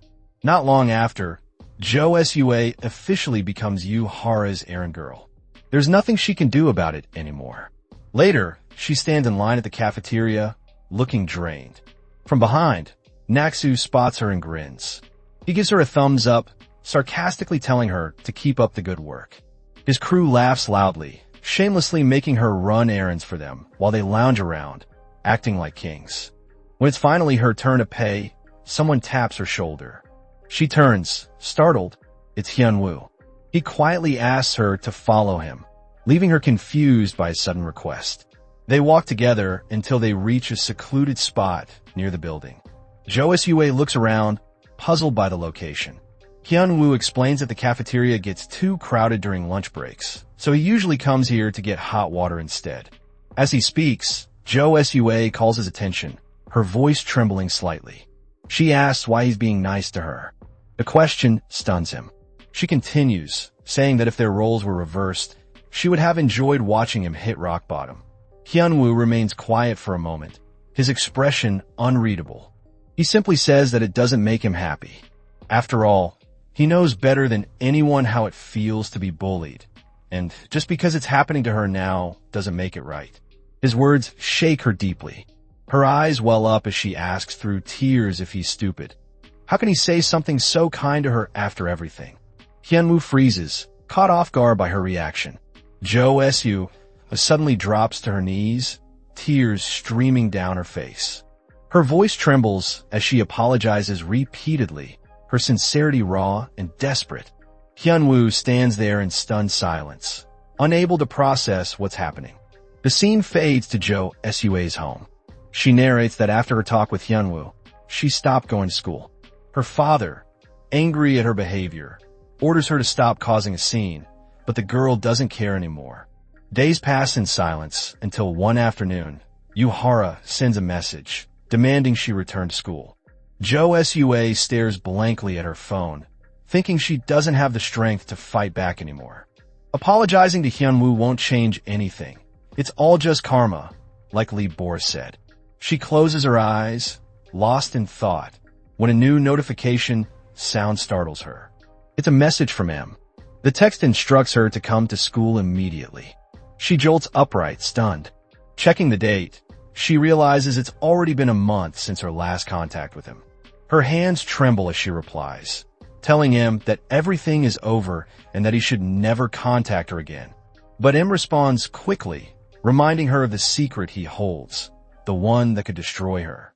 She mutters that she doesn't care anymore and even considers turning herself in. M's next message taunts her, describing how she'll be disowned by her father and end up in a cramped prison cell. Fear spreads across her face as she reads it. He gives her two choices: turn herself in, as he once suggested, or come to school and complete the final task. Her reply is never shown. Instead, the scene shifts to the next morning at school. Her classmates whisper in surprise when they see her enter the room. Minyoung jokes lightly, saying that Yuhara was right. Jo Sua actually showed up. Yuhara immediately stands, smirking as she approaches. Her tone sharpens as she demands to know why Jo Sua came late, adding that her boyfriend wants to see her during lunch. Jo Sua, her eyes tired and hollow, mutters a quiet whatever. The response catches Yuhara off guard. She starts to retort, but is interrupted when the teacher walks in, telling everyone to take their seats as the bell rings. Before sitting down, Yuhara glares at Jo Sua, promising they'll talk later at lunch. Time passes quickly, and lunchtime arrives. Jo Sua stands before Yuhara and her boyfriend's gang. The girls in the group taunt her, mocking how everyone treats her like trash now. Another whispers about how people cut in front of her in line, saying she's become a complete nobody. Jo Sua stays silent, only asking what they want from her. Naksu grins, saying it's nothing serious. His girlfriend is just a little hungry. Yuhara smirks, claiming she forgot her wallet and asking Jo Sua to be a dear and pay for her meal. Naksu then asks his friends if they want anything, and they all eagerly agree, ordering snacks. At that moment, her phone buzzes in her hand. She glances at it and suddenly stops. Next, she flatly refused. The couple stare at her, bewildered. M watches, instructing her to refuse the errand.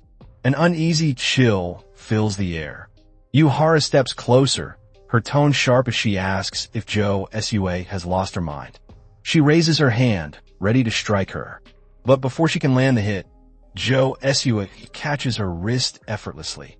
Her grip is firm, her gaze blank and emotionless. It's clear, Jo Sua is no longer in control. She's under M's command. Back in the past, Jo Sua looks completely drained as she finally decides to turn herself in. After weighing her options with M, she chooses to head back to school instead. M isn't surprised. After all, she's already lost so much.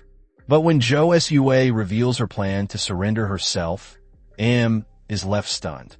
He demands to know why she'd come to school if she was planning to turn herself in any way. Jo Sua calmly explains that his earlier messages made her realize her mistakes. She's done running and wants to face the consequences. That's why she's here, to return, not to hide. Later, Jo Sua carries out her decision and turns herself in. M is left baffled but intrigued by her reasoning, deciding to step back and watch how things unfold. The story shifts back to the present. Jo Sua slaps Yuhara right across the face. The entire group freezes, shocked by her bold move. Yuhara's friends immediately jump to her defense, furious that Jo Sua dared to hit their leader's girlfriend. One of them charges forward, shouting at her for her audacity, but before she can react, he knocks her to the ground. The gang joins in, surrounding her and delivering a harsh beating. Just as things escalate, Naksu finally steps forward. The crowd parts for their boss. Naksu walks up to the battered Jo Sua, his tone laced with mockery as he comments on how far she has fallen. He can tell she lashed out purely from desperation. With a cold smirk, he advises her to behave next time, because if it happens again, the punishment won't be this light. After issuing his warning, he orders everyone to leave. Yuhara glares at Jo Sua one last time before walking away with her boyfriend. What the group doesn't realize is that everything went exactly as Jo Sua planned. Nearby, Kim Bitna has filmed the entire incident in 4K. Later, she approaches Jo Sua and asks what she intends to do with the footage. Jo Sua simply replies that she's going to report it to someone with more power than Naksu. Bitna assumes she means Ban Jiho, but Jo Sua shakes her head, saying she has someone far stronger in mind. The scene shifts to the teacher's office. Jo Sua recounts the entire ordeal with Naksu's gang, her voice trembling as she describes what happened. The teacher finds the situation troublesome, especially since Yuhara, known as Jo Sua's friend, is involved. Still, he promises that such incidents won't happen again and advises her to take care of her injuries for now. Surprisingly, the usually prideful girl expresses genuine gratitude before leaving. Outside the office, Jo Sua meets up with Kim Bitna again. Bitna, still puzzled, asks if the person Jo Sua mentioned earlier was their teacher. Jo Sua denies it and smirks. She explains that she already has a plan. Experience has taught her that teachers can't truly stop bullying, so she'll take matters in her own hands. The video will be her weapon, and she intends to send it to someone much stronger. And that person happens to be her father, the mayor. The moment he watches the first few seconds of the clip, his expression darkens. His anger surges to its peak. No matter what kind of troublemaker his daughter may be, she's still his child. Meanwhile, Yuhara's father sits across from him, sweating bullets as he apologizes for his daughter's actions. But before he can finish, the mayor's hand strikes his face, sending his glasses flying. Veins bulge on the mayor's forehead as he demands to know whether Yuhara's father ordered his daughter to bully Jo Sua. The man stammers, insisting it's all a misunderstanding. The assistant says nothing more, simply glaring in silence. Then, with a cold vow, he declares that he won't let this slide. In other words, both Yuhara's father's job and his daughter's future are about to be destroyed. The next day, the scene shifts back to school. The mayor storms into the building with his entire entourage, heading straight for his daughter's classroom. After confirming the location, they stop in front of class 3-2. Without hesitation, the mayor bursts through the door like he owns the place. The students freeze in shock. Jo Sua's face lights up instantly, almost childlike in delight. Her smug expression says it all as the mayor demands to know who dared to bully his daughter. He warns the class that if anyone tries to deny it, they should remember what happened to Jiho, because he'll make sure they're expelled before graduation. That's as good as saying he'll turn them all into high school dropouts. And unfortunately for Yuhara, she's right there in the middle of it all. At that moment, it's safe to say she's completely cooked. Yuhara, seeing her father, rushes over in panic. Though Jo Sua's way of resolving her bullying problem is undeniably petty, it achieved the best possible outcome. With calm confidence, she tells her father to stop, explaining that Yuhara has already received the message. Under the watchful gaze of the entire class, her father nods slightly and decides to leave without making a bigger scene. His daughter's method may have been extreme, but it worked, and deep down, it's clear her goal was to stop Yuhara from turning into the same kind of person Jo Sua once was. Moments later, inside the mayor's grand office, the atmosphere grows tense. Jo Sua's father confronts her sternly, scolding her for managing her friends so poorly that the situation escalated. He reminds her that he has always told her to keep her circle under control. Jo Sua listens quietly before replying that she only got what she deserved. Her father scoffs at her response, dismissing it as weakness. In his eyes, such humble words belong to those without power. His daughter has everything, status, wealth, and influence, so being disrespected by anyone makes no sense.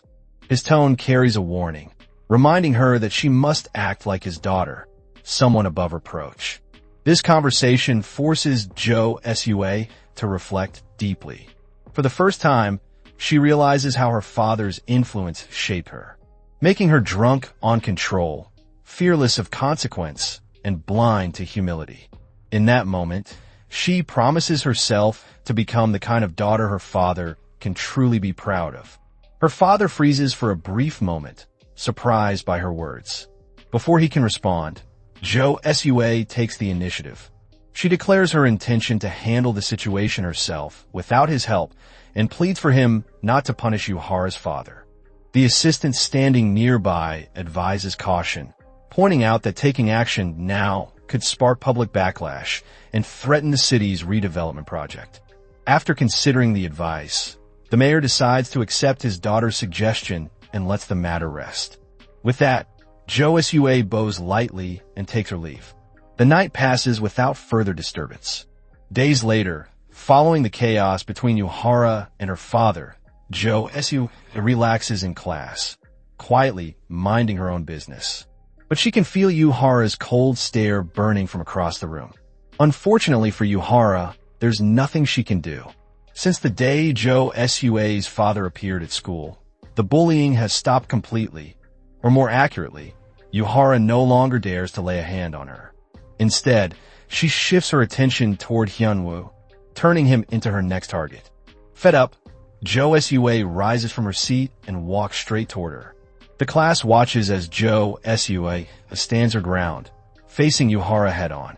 Yuhara looks disgusted, clearly irritated by her presence. To everyone's surprise, Jo Sua offers to take Hyunwoo's place, leaving the room in stunned silence. Yuhara panics instantly, assuming Jo Sua plans to involve her powerful father again. But Jo Sua clarifies that her father has nothing to do with this. Her words shock everyone, including the class president, Lee Bora, who quickly steps in along with her friend, demanding that Yuhara back off. For the first time, Yuhara finds herself cornered and speechless. Later that day, Jo Sua sits alone, watching students play soccer on the field. Lee Bora approaches and offers her a canned drink. Jo Sua accepts the kind gesture, and the two sit side by side. Bora notes that their high school days are nearly over, and says she's glad Jo Sua finally came to her senses. Jo Sua admits that Bora's tone can be irritating at times, but she's grateful. Thanks to her, she feels visible again. Everything that's happening now, she believes, is simply the result of her own choices, what she deserves. Bora smiles and says she finds Jo Sua's actions commendable, especially since she used to stay quiet and do nothing. Her words offer an unexpected sense of comfort. Later that evening, is surprised to receive a message from Jo Sua. For the first time, she sends him a thank you. She explains that she had a normal conversation with Lee Bora, something she hadn't done in a long time, and it's all thanks to him. At first, doesn't understand. He had only intended to mess her, but somehow, his presence helped her gain the courage to distance herself from Yuhara and reflect on her past. From that moment, stops threatening her and ends the missions entirely, which Jo Sua finds oddly amusing. Over time, the two begin chatting casually, sharing pieces of their daily lives. Remains mysterious, never revealing personal details, not even a name or gender. Yet, these conversations help Jo Sua confront the guilt buried deep within her heart. Days later at school, Jo Sua approaches Hyunwoo. Seeing her, Hyunwoo instantly assumes she's about to send him on an errand for ramen. Instead, she offers to buy it herself and simply asks him to join her. Lee Bora's friend watches quietly as Jo Sua and Hyunwoo leave the classroom together. Lately, Jo Sua has been spending a lot of time with Hyunwoo. Even their classmates have started calling them the outcast couple. Still, Bora's friend can't help but notice the change in her. With Jo Sua's old personality, befriending someone like Hyunwoo would have been impossible in this lifetime. Bora nods, calling it a good sign of growth. Meanwhile, the focus shifts to the two sitting side by side. Jo Sua reveals a completely different side of Hyunwoo, one that few ever notice. He knows how to keep conversations engaging, always speaks with sincerity, and shows a level of kindness that catches her off guard. There's also that smile, bright enough to lift even the darkest day. She genuinely enjoys being around him. Still, she forces herself to maintain a bit of distance. After all, she's the reason his father ended up in the hospital. Later that evening, Jo Sua chats with M once again. During their conversation, she admits that only now does she truly understand how terrible bullying feels, especially when no one is willing to help. She adds that this will be the last time she meets Hyunwoo, which takes M by surprise. Her plan is simple: visit the station and turn herself in. M tells her to do as she wishes, reminding her that his only goal from the start was to make her face her sins. Jo Sua acknowledges this quietly, marking the end of their long conversation before leaving the chat for good. The next morning, she prepares herself for what's ahead. In her heart, she apologizes to her father, knowing her actions might destroy his career. Still, she believes it's something that can no longer be avoided. Before heading to the station, she decides to visit the hospital and apologize in person to Hyunwoo's father. Just then, her father's assistant appears. When he hears her request to go to the hospital, suspicion flickers across his face. She calmly explains that she wants to visit a friend's father, the victim of the hit and run. The assistant nods, saying nothing more. During the car ride, Jo Sua suddenly thanks him. He dismisses it as unnecessary, insisting that he's only doing his job. But Jo Sua insists. Her words sound like a final farewell. Sensing something unusual, the assistant falls silent, uneasy. Upon arriving at the hospital, Jo Sua steps out and enters the building. Inside, she stops in shock. Hyunwoo's dad has regained consciousness and has already been transferred to a private room. When she asks for the specific room number, the nurse apologizes, explaining that such information is restricted to close family members. She suggests contacting Hyunwoo's guardian instead. Jo Sua understands and begins arranging a call, but before she can continue, a familiar voice calls out from behind. It's On, one of her classmates. He approaches, asking what brings her there. Jo Sua explains that she came to visit Hyunwoo's father and needs to speak with Hyunwoo as well, hoping On might know where to find him. On nods, saying he and Hyunwoo are close. They live in the same neighborhood. He gives her directions to Hyunwoo's father's room. Jo Sua thanks him, but before she can leave, On continues speaking. His expression hardens as he expresses frustration over her recent behavior. To him, her attempts to act nice seem nothing but hypocrisy. No matter how hard she tries, he believes people like her can never truly change.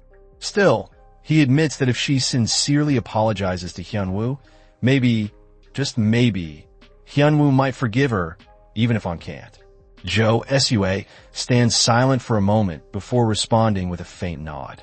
Deep down, it feels as though M might have put those words in On's mouth. Gathering her courage, she heads toward the hospital room. Her mind focuses on a single goal: to apologize and make things right. But as she opens the door, her entire body freezes. Before her eyes, Hyunwoo's father is being strangled to death. The sight leaves her paralyzed, too horrified to even scream. The person trying to strangle Hyunwoo's father turns out to be none other than Hyunwoo himself. Jo Sua freezes in disbelief at the sight. Shock floods her expression as she realizes what's happening. Even without understanding the full situation, she instinctively rushes forward, begging him to stop. Hyunwoo, however, seems like a completely different person. His eyes are cold, detached, and unrecognizable. He shoves her aside without hesitation. Jo Sua clings to him from behind, her arms trembling as she pleads for him to stop. Her voice cracks as she demands to know why he's trying to kill his own father. And that's when Hyunwoo reveals the truth that has been building since the very first chapter. The man he's attacking, he says, is someone who deserves to die. Jo Sua is left speechless. His words don't even sound human anymore. The way he refers to his own father, as if he were a stranger, sends chills down her spine.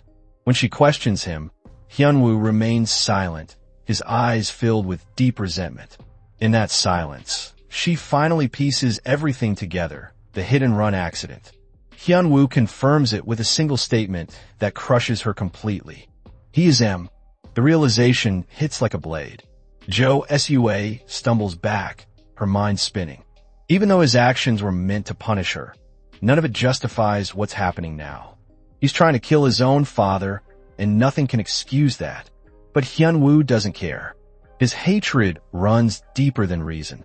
All he wants is for his father to die. To understand where that hatred comes from, the story rewinds to Hyunwoo's past. His father was the lowest of the low, a man consumed by alcohol and violence. Every night ended the same way, with his mother crying in silence while his father lashed out. Eventually, his mother couldn't take it anymore. She packed her clothes into a trash bag and left home, leaving Hyunwoo behind while he was still a child. He couldn't blame her. In her place, he would have done the same. Years passed, and by the time Hyunwoo entered elementary school, his father remarried. No one knew how his new wife found him, but she accepted Hyunwoo into her home without hesitation. The woman treated him with warmth and care, something he had never known before. She was the first person to show him what family truly meant. By the time he graduated elementary school, Hyunwoo finally called her mom for the first time instead of Annie. Her eyes had lit up with pure joy that day. That memory burned itself into his heart, a reminder of the only warmth he ever had. But everything changed when he entered junior high. One day, his mother collapsed from a stroke. Her medical bills piled up faster than they could pay them.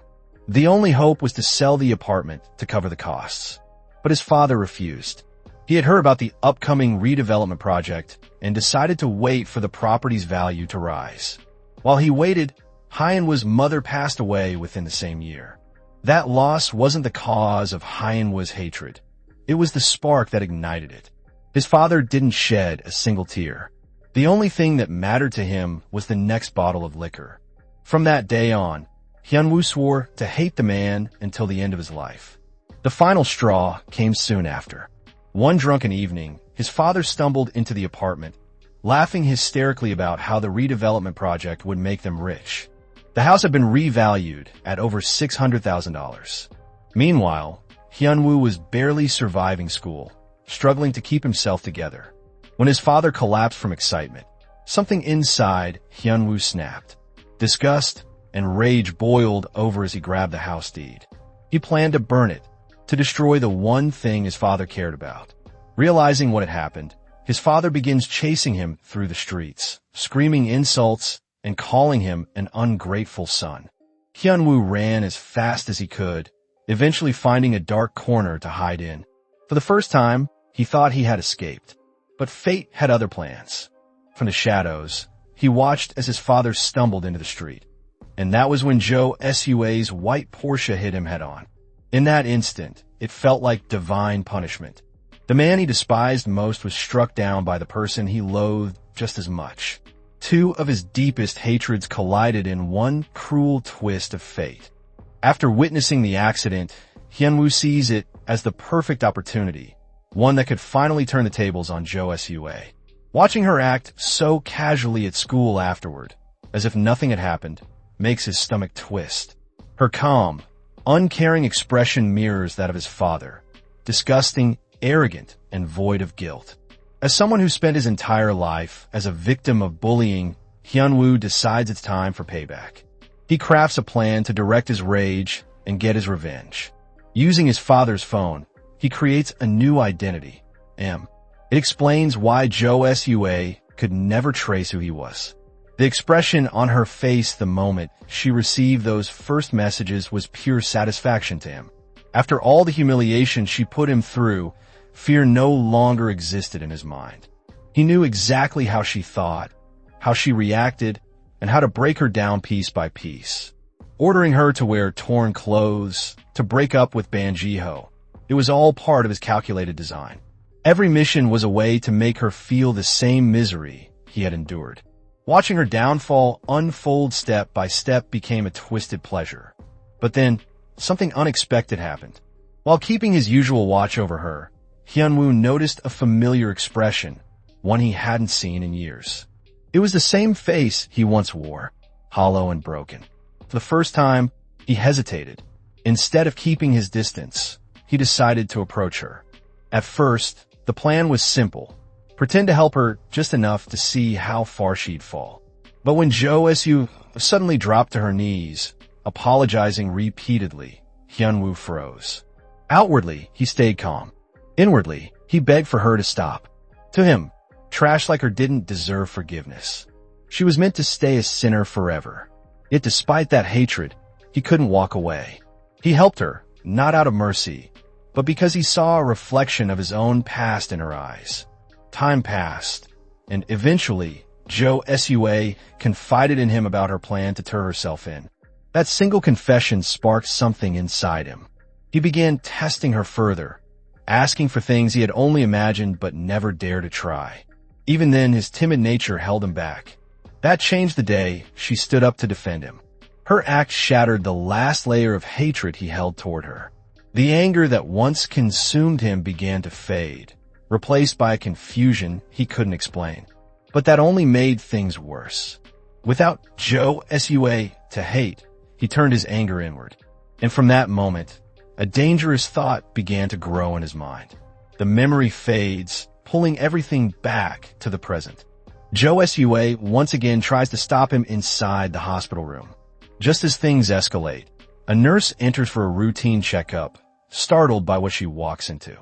Hyunwoo quickly composes himself, answering her questions while Jo Su helps divert attention from the scene.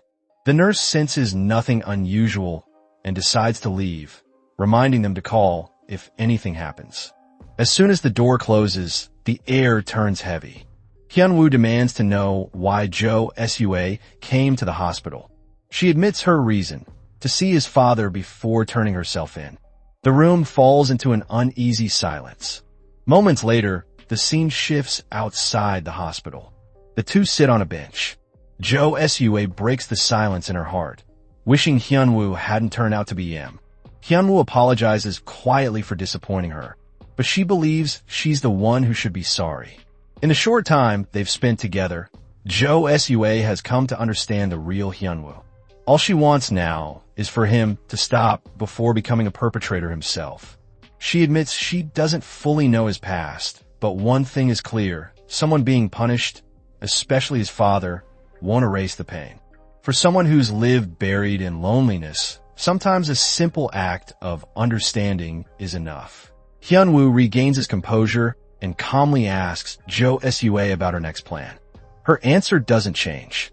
She's still determined to turn herself in, meaning the next stop is the police station. That was the plan, until a senior detective suddenly appears before them. Seeing him, Jo Su immediately takes it as her cue to leave. But before stepping away, she glances back and tells Hyunwoo to take care of himself. As she walks off, the detective's gaze shifts toward Hyunwoo, a sharp, unspoken warning that his every move is being watched. Later, on the road, silence fills the car. The detective drives with steady composure, while Jo Su sits quietly, lost in thought. Eventually, she breaks the silence. It turns out the detective already knew she was the culprit long before she ever planned to confess. The man gives a faint smirk, then reaches for his journal. Inside lies an emblem, the Porsche symbol. Evidence. Proof that he had known everything from the start. The realization stings. She asks why he never arrested her. The detective stays silent. Jo Su doesn't press further. Instead, she simply thanks him for taking her to the station. Moments later, she begins to notice something strange. The car's surroundings change. Unease creeps in as she realizes they're heading out of town. Her voice shakes as she asks the detective what's happening. He remains silent. Her anxiety grows into panic. She demands to know where they're going. The detective finally snaps, ordering her to stay quiet. It doesn't take long for the truth to sink in. She's being kidnapped. The scene shifts to an isolated area, far from the city. Inside a dimly lit room, Jo Su trembles, her face pale and drenched in sweat. She demands an explanation, her voice echoing through the empty walls. The detective finally breaks his silence, telling her that she can't turn herself in. She struggles, trying to fight back, but the door opens and a familiar face steps inside. It's her father's assistant. Joe Sue stares in disbelief as he greets them calmly, as if nothing is wrong. For the first time in the story, his name is revealed, Min Kim. He explains that it was him who contacted the detective, and, thankfully, the man intercepted her before she could reach the station. Anxious and confused, Joe Sue demands to know what's going on. Min Kim shows her a plane ticket. It's one way, destination, America. Every arrangement has already been made. All that's left is her cooperation. That's when the truth dawns on her. Both men knew she was the culprit all along. The detective confirms it, revealing that her attempt to cover the hit and run was poorly executed. She left behind countless clues, and he had been cleaning up her mess in secret. His repeated visits weren't to arrest her, they were to monitor her. He even scoffs, wondering how someone like her managed to get into university. Min Kim interrupts, saying he dislikes the situation just as much as she does, but insists that this is the only way to protect her in her father's name. Joe Sue snaps, screaming for help at the top of her lungs. The detective laughs coldly, explaining that they're in the middle of nowhere. No one will hear her cries. Outside the building, unseen by them, someone is watching.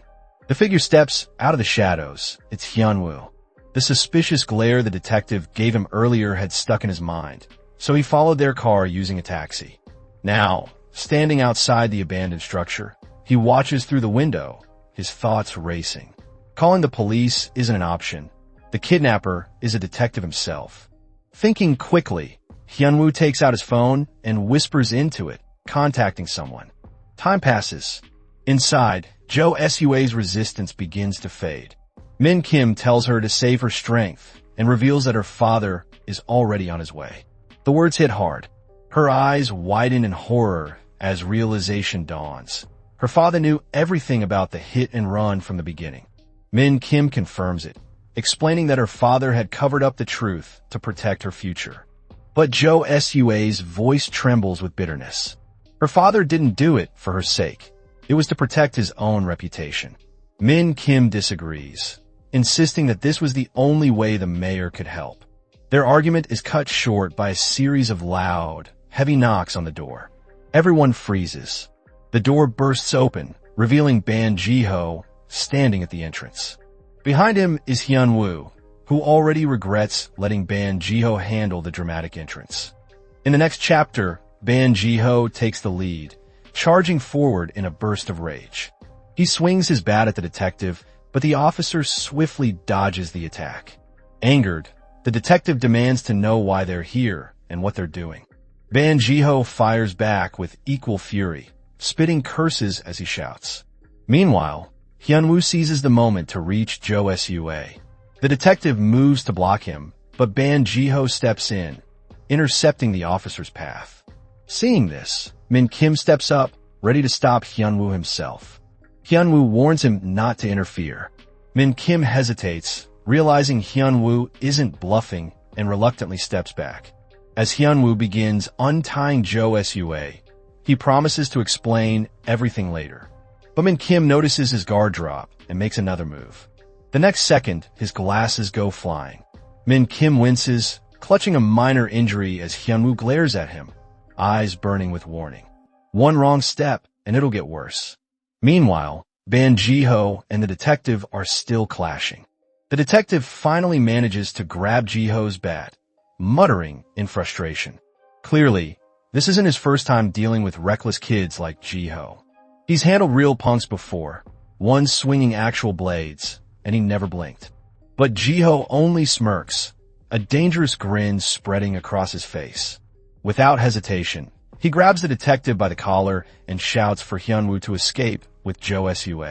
Hyunwoo hesitates, worried about leaving him behind, but Ji-ho insists. After a tense pause, Hyunwoo grabs Joe Sue's hand and runs. Joe Sue glances back, her face filled with worry as Ji-ho continues holding off the detective. Hyunwoo urges her to keep moving, promising they'll report everything to the proper authorities later. Back at the scene, the detective manages to break free from Jiho's grip. Exhausted, he curses under his breath. Jiho, however, stands his ground. The scene shifts to the woods. Hyunwoo and Jo Sua are running through the darkness, breath heavy and hearts racing. Seeing her struggle, Hyunwoo assures her they're almost at the main road. Jo Sua, looking like she just sprinted a marathon, can only nod weakly. It's supposed to be an easy escape, until something unexpected happens. Jo Sua's father arrives. Her eyes widen in shock as he steps out of his car, quickly assessing the scene. It's clear his assistant and the detective failed to control a single girl. Despite that, he puts on a calm act, urging Jo Sua to come over. He claims they can pretend nothing happened, that she doesn't need to go down this path. But Jo Sua steps back, moving behind Hyunwoo. Her father's expression hardens, teeth clenched as he demands to know why his daughter would side with a lowlife. Jo Sua defends herself, insisting this is her choice. Her father reminds her of everything he's done, the connections, her university admission, the freedom and privileges she enjoys, all thanks to him. He orders her to get in the car before she does something she'll regret. He even warns that if she turns herself in, she could end up in jail. Jo Sua admits she's scared. She wishes she could take everything back, erase the past, and pretend it never happened. But she's doing this to face her guilt. She refuses to run anymore. Her father counters coldly, revealing he's already handled everything. There's no evidence left to incriminate her. Jo Sua's voice trembles as she asks if that will also erase the memories etched into her mind. Will sending her abroad fix that too? Realizing his daughter won't listen, her father loses patience and moves to grab her by force. He refuses to let someone like her ruin his plans. That's when Hyunwoo steps in, armed with his almighty stick. His expression burns with fury at the man's words, referring to Jo Sua as someone like her. Her father stands confused, not understanding the sudden hostility, but Hyunwoo doesn't bother explaining. He simply pulls Jo Sua away and makes a run for it. The man can only curse in frustration as they disappear into the night. After running for a while, Jo Sua voices her concern. It'll be impossible to find a taxi out here. But Hyunwoo reassures her they'll figure something out. Moments later, he spots a truck on the road and steps right in front of it, forcing it to stop. The truck driver slams the brakes, furious at first, thinking the two have a death wish. But as he gets a closer look, his anger fades. Something's clearly wrong. Hyunwoo pleads for help, asking the man to take them to the city. The scene shifts to the outskirts of the city. Jo Sua, completely drained, asks where they're heading next. Hyunwoo points toward a long stairway leading uphill. Seeing her condition, he offers his arm to help her climb slowly. She accepts, quietly thanking him. At the top, they finally reach the end of the stairway. Jo Sua looks around, eyes wide with surprise. She never imagined such a hidden place could exist within the city. That's exactly why Hyunwoo believes it's the safest spot for now. But not everyone is enjoying the same peace. Back in the woods, Ban Jiho is tied up, glaring at the mayor standing before him. The man looks ready to beat him senseless. Jiho rolls his eyes, wondering if the mayor actually plans to hit a kid. That single remark tips the man's patience over the edge. Min Kim, still the calm one in the group, tries to keep things from escalating.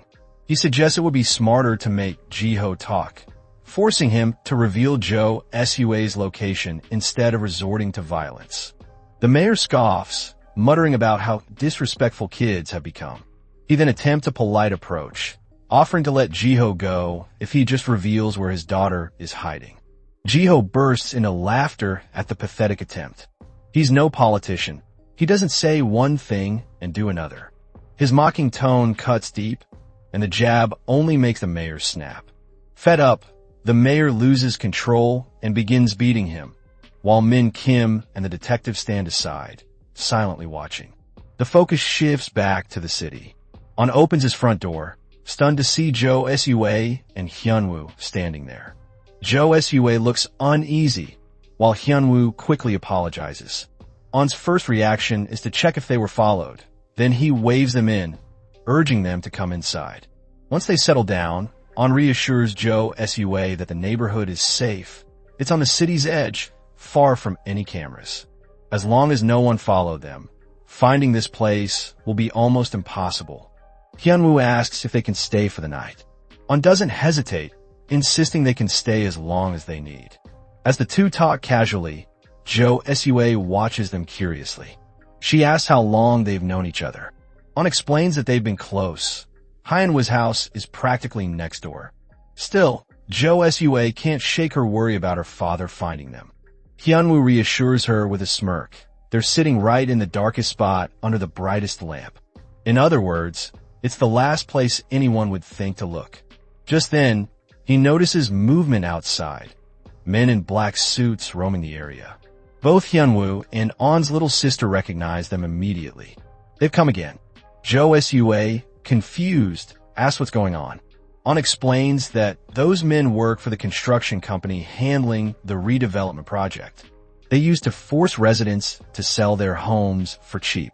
Now, they're just doing her father's dirty work. Hearing this, Jo Sua lowers her head and apologizes. She never knew people were suffering because of her father's actions. Still, she promises that everything will be over soon. Right at that moment, her stomach growls, breaking the tension. Neither of them has eaten since the chaos began. On heads to the kitchen, and his little sister proudly announces that everything her brother cooks tastes amazing. Jo Sua looks surprised, and Hyunwoo chuckles, explaining that On's parents are always out working, so he naturally learned to handle everything himself. Soon after, On serves dinner, and the reactions from both Hyunwoo and Jo Sua are exactly what his sister hoped for. Complete amazement. While they eat, Hyunwoo glances out the window and notices the construction workers have left. Since they're all exhausted, he suggests they rest for the night and plan their next move tomorrow. On brings out a spare blanket, apologizing that it's the only one he has. Jo Sua doesn't mind at all. Compared to being tied up in the woods, this feels like luxury. The little sister wishes Jo Sua a good night before leaving with On. He points out the light switch before closing the door behind them. Later, both Hyunwoo and Jo Sua share the same blanket. In the quiet of the night, Jo Sua softly thanks him for everything. Hyunwoo grows awkward, simply nodding and telling her to get some rest. And just like that, the night passes. The next morning, the scene opens at the police station. Jo Sua walks in, holding her phone upright, the screen already live on Instagram. The world watches as she announces her decision. She's turning herself in. The police station falls silent. Every officer stares, dumbstruck, as a teenage girl suddenly walks in and demands to be arrested. On a live broadcast, no less. Without hesitation, Jo Sua introduces herself and confesses everything, naming herself the culprit behind the hit-and-run case. The entire station freezes in shock. Inside, Jo Sua knows this is the one place her father's influence can't reach. And as for the live stream, it's her insurance, a way to stop her father from twisting the story or manipulating public opinion. The scene shifts to her father's office. The mayor sits in disbelief, wondering what kind of sin he committed to end up with such a rebellious daughter. His calm mask cracks as he orders his aides to shut down the live stream immediately. Hara's father, nervous and sweating, explains that it's impossible. It's already spreading online. The mayor's patience snaps. He hurls his wine glass against the wall, shattering it into pieces. Min Kim quickly bows his head, apologizing to diffuse the tension. Hara's father tries to lighten the mood by awkwardly praising the mayor's daughter, calling her bold and brave. That only makes things worse. The mayor glares at him in fury. Now is not the time for flattery. Meanwhile, Jo Sua's plan works perfectly. Her confession is gaining massive attention, drawing eyes from across the city. The only thing left for her now is to face the path of atonement. But on the other side, the mayor moves fast. He calls for an urgent press conference. Standing before flashing cameras, he radiates a calm and composed aura. as if none of this chaos affected him. Clearing his throat, he addresses the nation, speaking about the incident his daughter caused that forced him to hold an emergency meeting. Then comes the performance. He claims that not long ago his daughter was involved in a case of school violence, and that even back then he didn't side with her. To maintain fairness, he supposedly told the school to punish her according to the rules, without using his authority as mayor. According to him, Jo Sua's recent actions are nothing more than lingering resentment. Out of anger toward her father, she fabricated a false confession at the police station. In a single speech, he paints himself as a victim of failed parenting. One reporter, clearly unsettled, asks if that means the mayor believes his daughter is lying. The mayor doesn't answer. Instead, he gestures for someone to step forward. Min Kim signals from the side. The man who steps into the spotlight shocks everyone. It's Manhwa's father. Gasps ripple through the room as the reporters recognize him. One quickly asks if Jo Sua truly caused the accident. To everyone's disbelief, Manhwa's father denies it all. He calmly explains that he wasn't hit by a car that night. He was attacked by a wild boar. There was no accident, no culprit, no crime. The mayor hides his satisfaction behind a mask of sorrow, struggling not to smirk. Manhwa's father continues his statement, clearing the mayor's name entirely. Then the mayor steps forward, seizing the microphone and pretending to take the blame, apologizing to the public for raising his daughter poorly. The crowd softens. The reporters nod sympathetically. In mere minutes, the mayor flips the entire story, turning himself into a grieving, misunderstood father. Somewhere else, Jo Sua watches the press conference unfold. Her face twists in disbelief. Her father just rewrote the entire narrative and the public bought it. For a brief moment, it seems like Manhwa's father might have been bought off. But then again, this isn't surprising. Her father isn't just a man, he's the mayor. A figure of influence, money, and power. In an instant, her brave confession, her live stream, her entire effort, everything becomes meaningless. The scene shifts again, this time to the outskirts of the city. Construction workers gather near the redevelopment site. Unlike before, they're no longer here to negotiate. They're here to build, and by build, it means to destroy. Their leader glances at Min Kim, asking for confirmation about the mayor's new orders. Min Kim nods coldly. The mayor has officially decided to expand the redevelopment project, by force if necessary. A wicked grin spreads across the leader's face. He's thrilled to finally be unleashed. With a sharp wave of his hand, he gives the command, and his men proceed with construction work. Before continuing, the story briefly shifts back to the past, to the history of the city and the man who would later become Jo Sua's father. He was born into a humble family of farmers, one of 7 siblings. Life on the outskirts was harsh. Every day was a struggle, and the family constantly worried about where their next meal would come from. Even then, the boy carried an obsession, a hunger for something more, but felt trapped by the life he was born into. One day, his father decided to take him to the main town. For a boy who had never left the farmland, it was an adventure. He stared in awe at the crowded streets and the people dressed in fine clothes. That's when he saw him, a man in a black suit surrounded by attendants. The boy's eyes followed him with fascination. Curious, he asked who the man was. The answer changed everything. The man in the suit was the mayor of the town. At that moment, the boy's eyes lit up with determination. To him, the mayor was not just a man. He was a symbol of power and respect. That day, the young Jo Sua's father made a silent vow. One day, he too would become mayor. From then on, his life gained direction. He became the first in the Jo family to attend middle school. The school was 3 hours away from his village, but he walked the distance every day without complaint. His goal burned brighter than exhaustion. He focused entirely on success, ranking first in every exam and winning the teacher's praise. Each step took him further from the dirt roads of his childhood and closer to the dream that had taken root in his heart. Years later, he graduated from high school and climbed his way into politics. The boy who once smelled of farmland finally became the mayor of the city.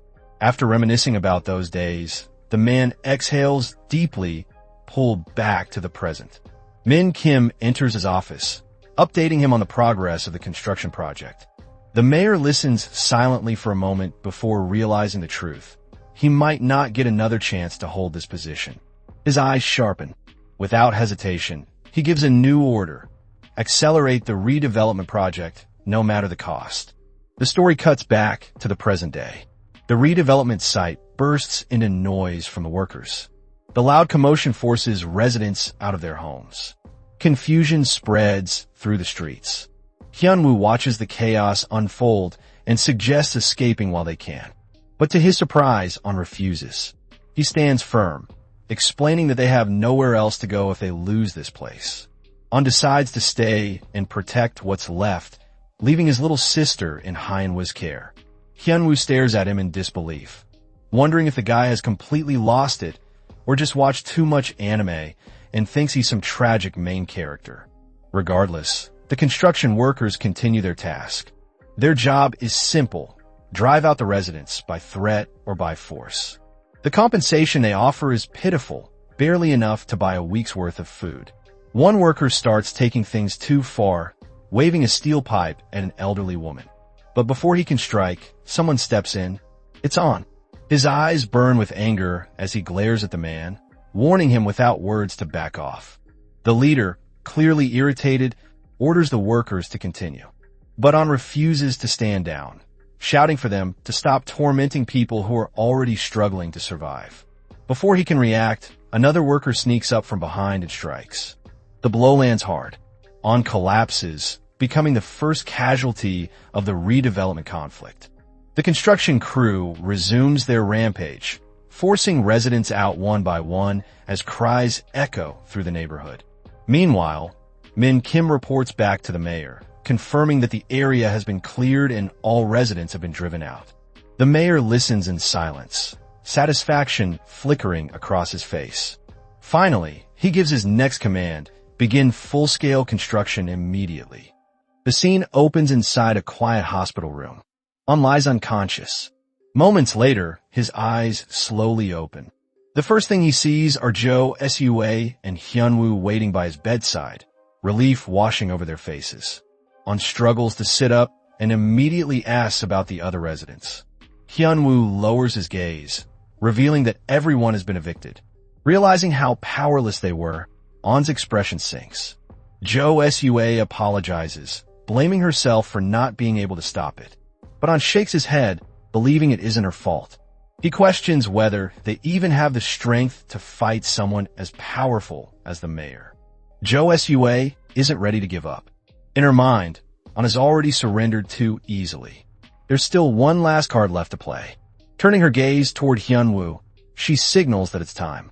Hyunwoo freezes in shock, unable to grasp what she means, but she doesn't say a word. The story shifts to the Grand City redevelopment briefing. The hall is filled with journalists, businessmen, and rich investors, all eagerly awaiting the announcement. After a long delay, the mayor finally steps up to the podium, announcing that it's time to begin the project. The crowd bursts into applause, the mayor smiling proudly, unable to contain his excitement. But in the middle of the cheers, Min Kim's phone rings. He answers, sounding slightly annoyed, explaining that the briefing just started. However, the voice on the other end says something that freezes him in place. His face turns pale, cold sweat dripping down his temple. Within seconds, murmurs ripple through the audience.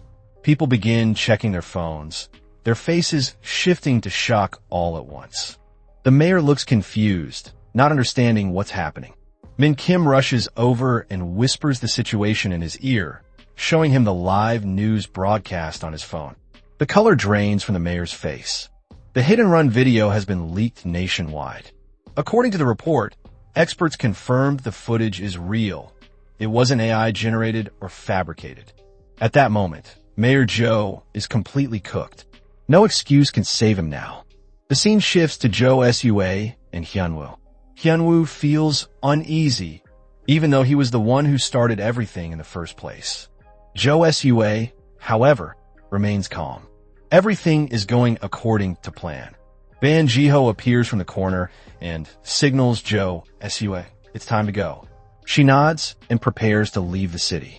Her next destination is Seoul. Her goal is simple, to turn herself indirectly, where her father's influence can't reach her. Before leaving, she thanks Hyunwoo one last time for everything. Hyunwoo watches her back as she leaves Jiho, showing little emotion but clearly feeling the weight of her decision. The moment the video went public, the investigation exploded across the nation. What began as a single hit-and-run case quickly spiraled into a massive probe into the mayor's corruption and shady dealings. Hyunwoo's father was also taken into police custody as multiple connections tied him to the mayor's schemes. A month passes. Life in the city slowly begins to stabilize. Ban Jiho and Hyunwoo have grown closer through everything they endured. Thanks to everyone's efforts, the redevelopment project has been completely halted. One day, Hyunwoo decides it's time to check on Jo Sua. Ban Jiho offers to accompany him to Seoul. The next scene shifts to the police station. Hyunwoo walks in, his eyes locking onto a familiar figure. Jo Sua sits behind the glass, dressed in a prison uniform. It's clear that prison life doesn't suit her, but she's managing. Seeing her again, Hyunwoo straightens his posture, silently preparing himself for the moment that's about to follow. Once seated, Hyunwoo begins the conversation. He starts by asking how prison life has been treating her. Jo Sua explains that while there were a few troublemakers, it was nothing she couldn't handle. Hyunwoo feels relieved, understanding she managed well despite everything. Without warning, he suddenly asks why she waited so long before contacting them. She hesitates, then admits that a lot happened. Right after they were about to leave the city for Seoul, Min Kim stopped them. The scene shifts to a flashback from a month ago. At that time, Ban Jiho had helped her reach the terminal. Before leaving, he expressed relief, finally understanding from her perspective the reason she had dumped him. But before he could finish speaking, he was suddenly restrained from behind. At that moment, Min Kim made his appearance. Calm and composed, he assured everyone while explaining the situation as a simple runaway case. Jo Sua's reaction immediately revealed she knew him. Seeing this, everyone relaxed. Turning to Jo Sua, Min Kim declared that her wandering ends there. He added that her father needed to have a private talk with her. When she tried to resist, his demeanor changed. He wasn't suggesting it. It was an order from her father. Ban Jiho couldn't stay quiet. He spoke up, but silence followed almost instantly. Min Kim looked at him, bewildered. Damn, he quoted some random proverb none of us even recognized. Then, with a calm expression, he claimed that everything turned out this way because Jo Sua associated herself with someone like Ban Jiho.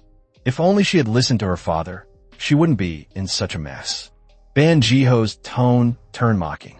He called Min Kim more trash than the trashiest person alive. The jab made Min Kim lose his patience. He stated that his orders were simple, to make sure Jo Sua stayed safe. In other words, the men in black could have their fun teaching Ban Jiho some manners. Later, inside the car, Jo Sua casually asked about their destination. Min Kim reminded her that her father wanted to see her, so naturally, they were heading home. Out of nowhere, Jo Sua accused him of knowing everything about the redevelopment project.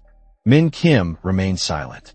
She then asked why he didn't stop her father, reminding him that real people lived in that area. Min Kim's tone turned cold. He called her actions hypocritical. She didn't understand what he meant.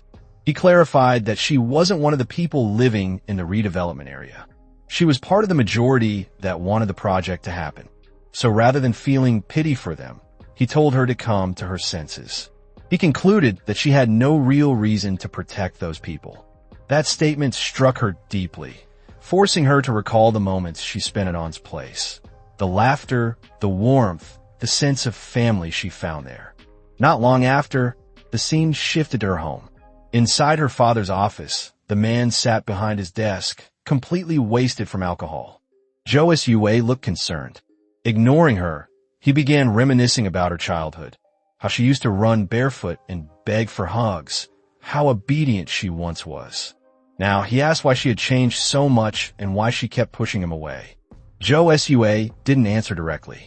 Instead, she brought up the redevelopment project, accusing him of using thugs to drive people out.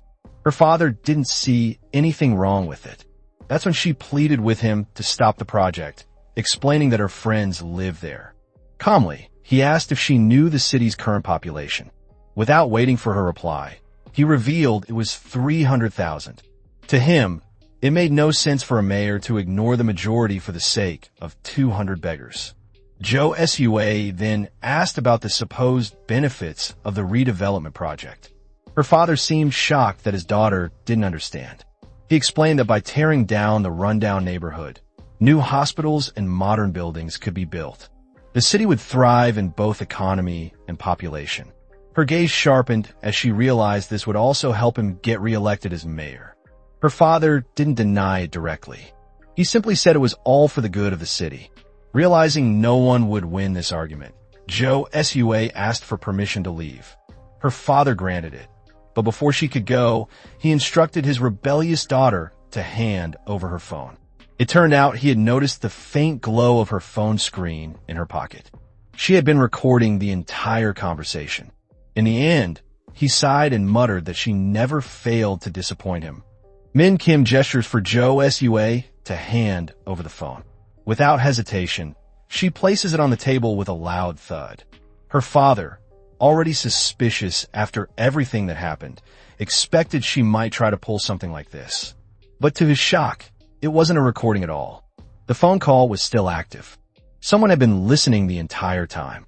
Jo Sua glances at her father with a guilty, almost apologetic expression. But he's no longer focused on her. He wants to know who the hell is on the other end of that call. That person turns out to be the one Jo Sua dislikes the most, yet also trusts the most. The class president, Lee Bora. Now the mayor is truly sweating bullets. Before he can even yell at his daughter, the situation explodes. Lee Bora doesn't send the audio to the press directly. Instead, she forwards it to every major news channel on YouTube. Within hours, the story goes viral. The press begins holding conferences, digging up every corrupt tie connected to the mayor, starting with the detective who always covered for him. Meanwhile, in a rundown restaurant, the fallen mayor sits with his loyal assistant, Min Kim. The man who once held the city in his palm now sits roasting cheap pork skirt meat, something he once considered leftover food. Now it's a luxury he has to buy. The mayor laughs bitterly, reminiscing about the old days when he'd visit this very restaurant to satisfy his cravings for something simple. Beside him, Min Kim remains quiet, still loyal despite everything. That's when Min Kim speaks, reminding the mayor that this was actually the place of their first meeting. The mayor remembers clearly. Min Kim had shown up in shabby clothes, desperate for a chance, swearing to do anything if he was accepted. Thanks to that meeting, Min Kim got into university and built the life he has now. He sincerely thanks the mayor for it. Out of nowhere, the mayor asks about his loyalty. Min Kim responds without hesitation, expressing complete trust and devotion. Poor guy has no idea what's coming next. The mayor leans back and suggests holding a press conference, knowing how chaotic it will be. Then, with a calm voice, he orders Min Kim to take his place, to repeat his words exactly. It takes a second for Min Kim to process the request. Then the truth hits him. He's being told to take the fall. Sweat begins to form on his forehead as he realizes the weight of what the mayor just said. The man even reassures him, promising to step in later to reduce the sentence once the damage is done. All Min Kim has to do is endure it. In return, he promises to take good care of him afterward. Surprisingly, Min Kim agrees without hesitation. He even volunteers to organize the entire conference himself. The mayor watches in silence, impressed by his assistant's blind loyalty. After leaving the restaurant, Min Kim sits alone, lost in thought. That's when a familiar figure steps inside, the junior detective. The two know each other well. Min Kim reports what the mayor wants him to do. The detective listens quietly, finding the whole situation oddly amusing. Before Min Kim can say more, the detective cuts him off, warning him not to do anything that foolish. He reaches into his pocket and shows a leather-bound notebook. It's the mayor's detective journal. Inside are detailed records of every shady deal and crime the mayor covered up. Not just the hit-and-run case, but countless others. Min Kim stares at it, confused. The detective explains that the mayor is already a sinking ship, and this is his chance to make the right choice. Despite working beside the mayor all this time, Min Kim has remained unaware of the true extent of his corruption. The detective admits he once stood in the same position. He too worked on the hit-and-run case with a senior. If that isn't convincing enough, he asks a final question. Does Min Kim really think the mayor will escape once he takes the fall? The detective could have made the journal public himself, but instead, he chose to hand it over. He wants Min Kim to decide how this story ends. That's when it finally clicks. Bro reached enlightenment just in light. The next scene shifts to the conference. Min Kim steps forward, adjusts his tie, and begins by formally introducing himself. Min Kim stands before the press, cameras flashing, microphones pointed in his direction. Meanwhile, the mayor watches everything unfold from home, sitting stiffly in silence, barely showing any reaction. On stage, Min Kim hesitates mid-speech, his hands trembling slightly as if caught in deep thought. After a brief pause, he steadies himself and drops a bombshell. He declares that he has come to expose every illegal act the mayor committed during his term. At home, Jo Sua's father explodes in fury, shouting and cursing, calling his loyal assistant an ungrateful traitor. But his troubles are only beginning. A maid suddenly rushes in, announcing that a guest has arrived. The mayor looks confused for a moment, until he notices the figures outside. They're men in blue. Now, the panic truly sets in. Sweat trickles down his forehead as he quickly stops the maid from opening the door. His mind races, thinking of calling his lawyer before anything happens. Unfortunately for him, it's already too late. The door swings open, and Jo Sua walks in, with the police behind her. The detective enters, tossing a sarcastic remark that only fuels the mayor's rage. He roars in indignation, demanding answers, but the detective ignores his outburst and simply asks for his cooperation. In desperation, the mayor drops all pride and becomes shameless, offering money, promotions, anything for help. But that only makes the detective remember his former senior, the one who got caught covering the mayor's crimes and is now serving time. He isn't making the same mistake. Moments later, the once proud mayor is handcuffed and arrested. Even as he's dragged out, he keeps shouting about his title, his power, his position, but none of it matters anymore. After he's taken away, the detective turns to Jo Sua, apologizing for letting her see her father in such a pitiful state. Jo Sua quietly replies that it's fine. If anything, she's relieved that her father has finally been stopped. Then, without hesitation, she announces that she's turning herself in. The detective freezes for a second, surprised, before giving her a small, understanding smile. Back in the present, Jo Sua recounts the entire story to Hyunwoo.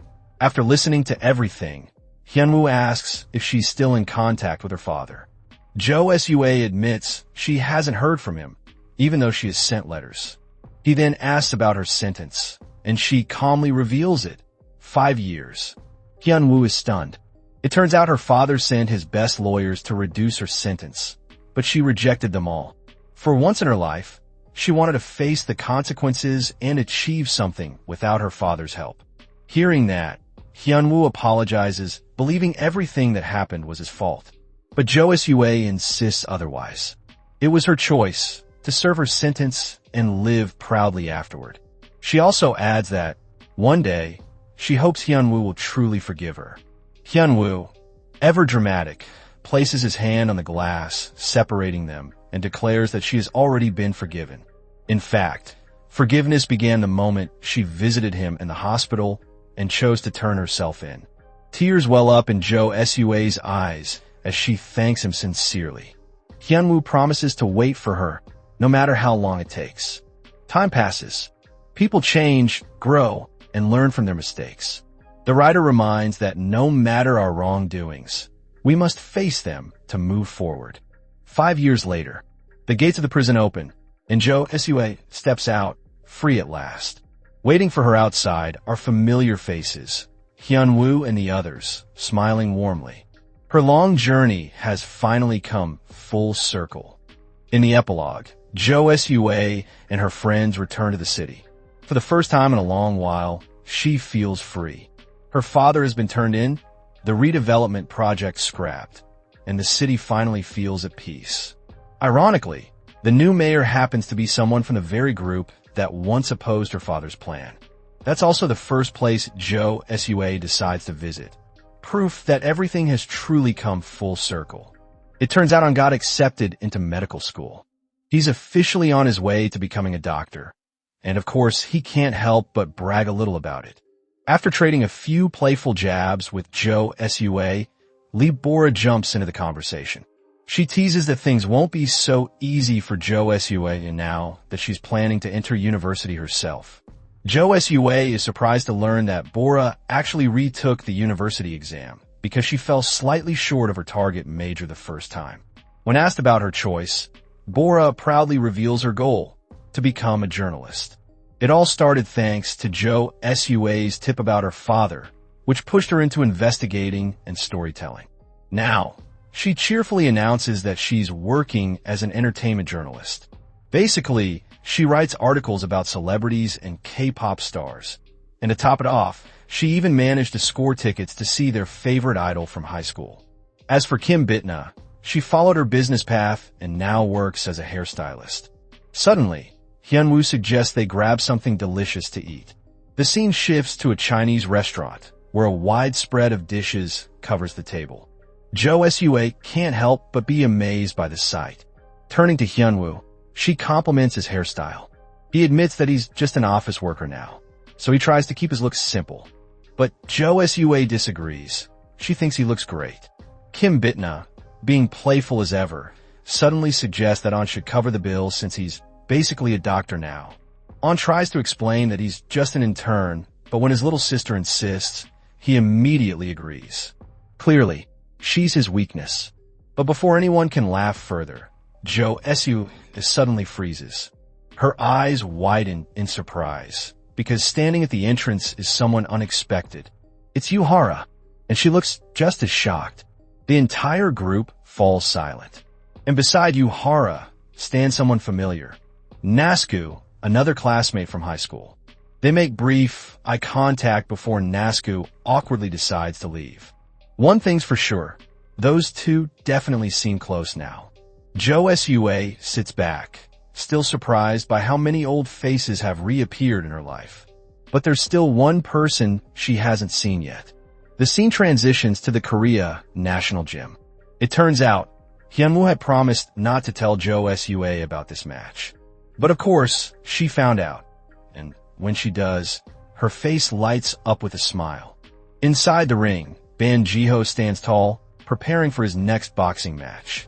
His record, 4 wins and 1 loss by decision. The crowd roars his name, cheering for a swift knockout. Ban Jiho suddenly senses something. His eyes wander across the crowd, and there she is. Jo Sue, watching quietly from the stands. He walks toward her side of the ring, calm and composed, and places his white towel gently on her head. He tells her to wait for him. At that point, his opponent might as well have already lost. The man could fight Goku and still come out victorious with that kind of motivation. The bell rings. The crowd erupts. The match begins, and with it, the story reaches its final chapter. Just like that, the series comes to a powerful close. If you made it this far and feel the video is worth it, don't forget to show some love by hitting the like and subscribe buttons. Until the next recap.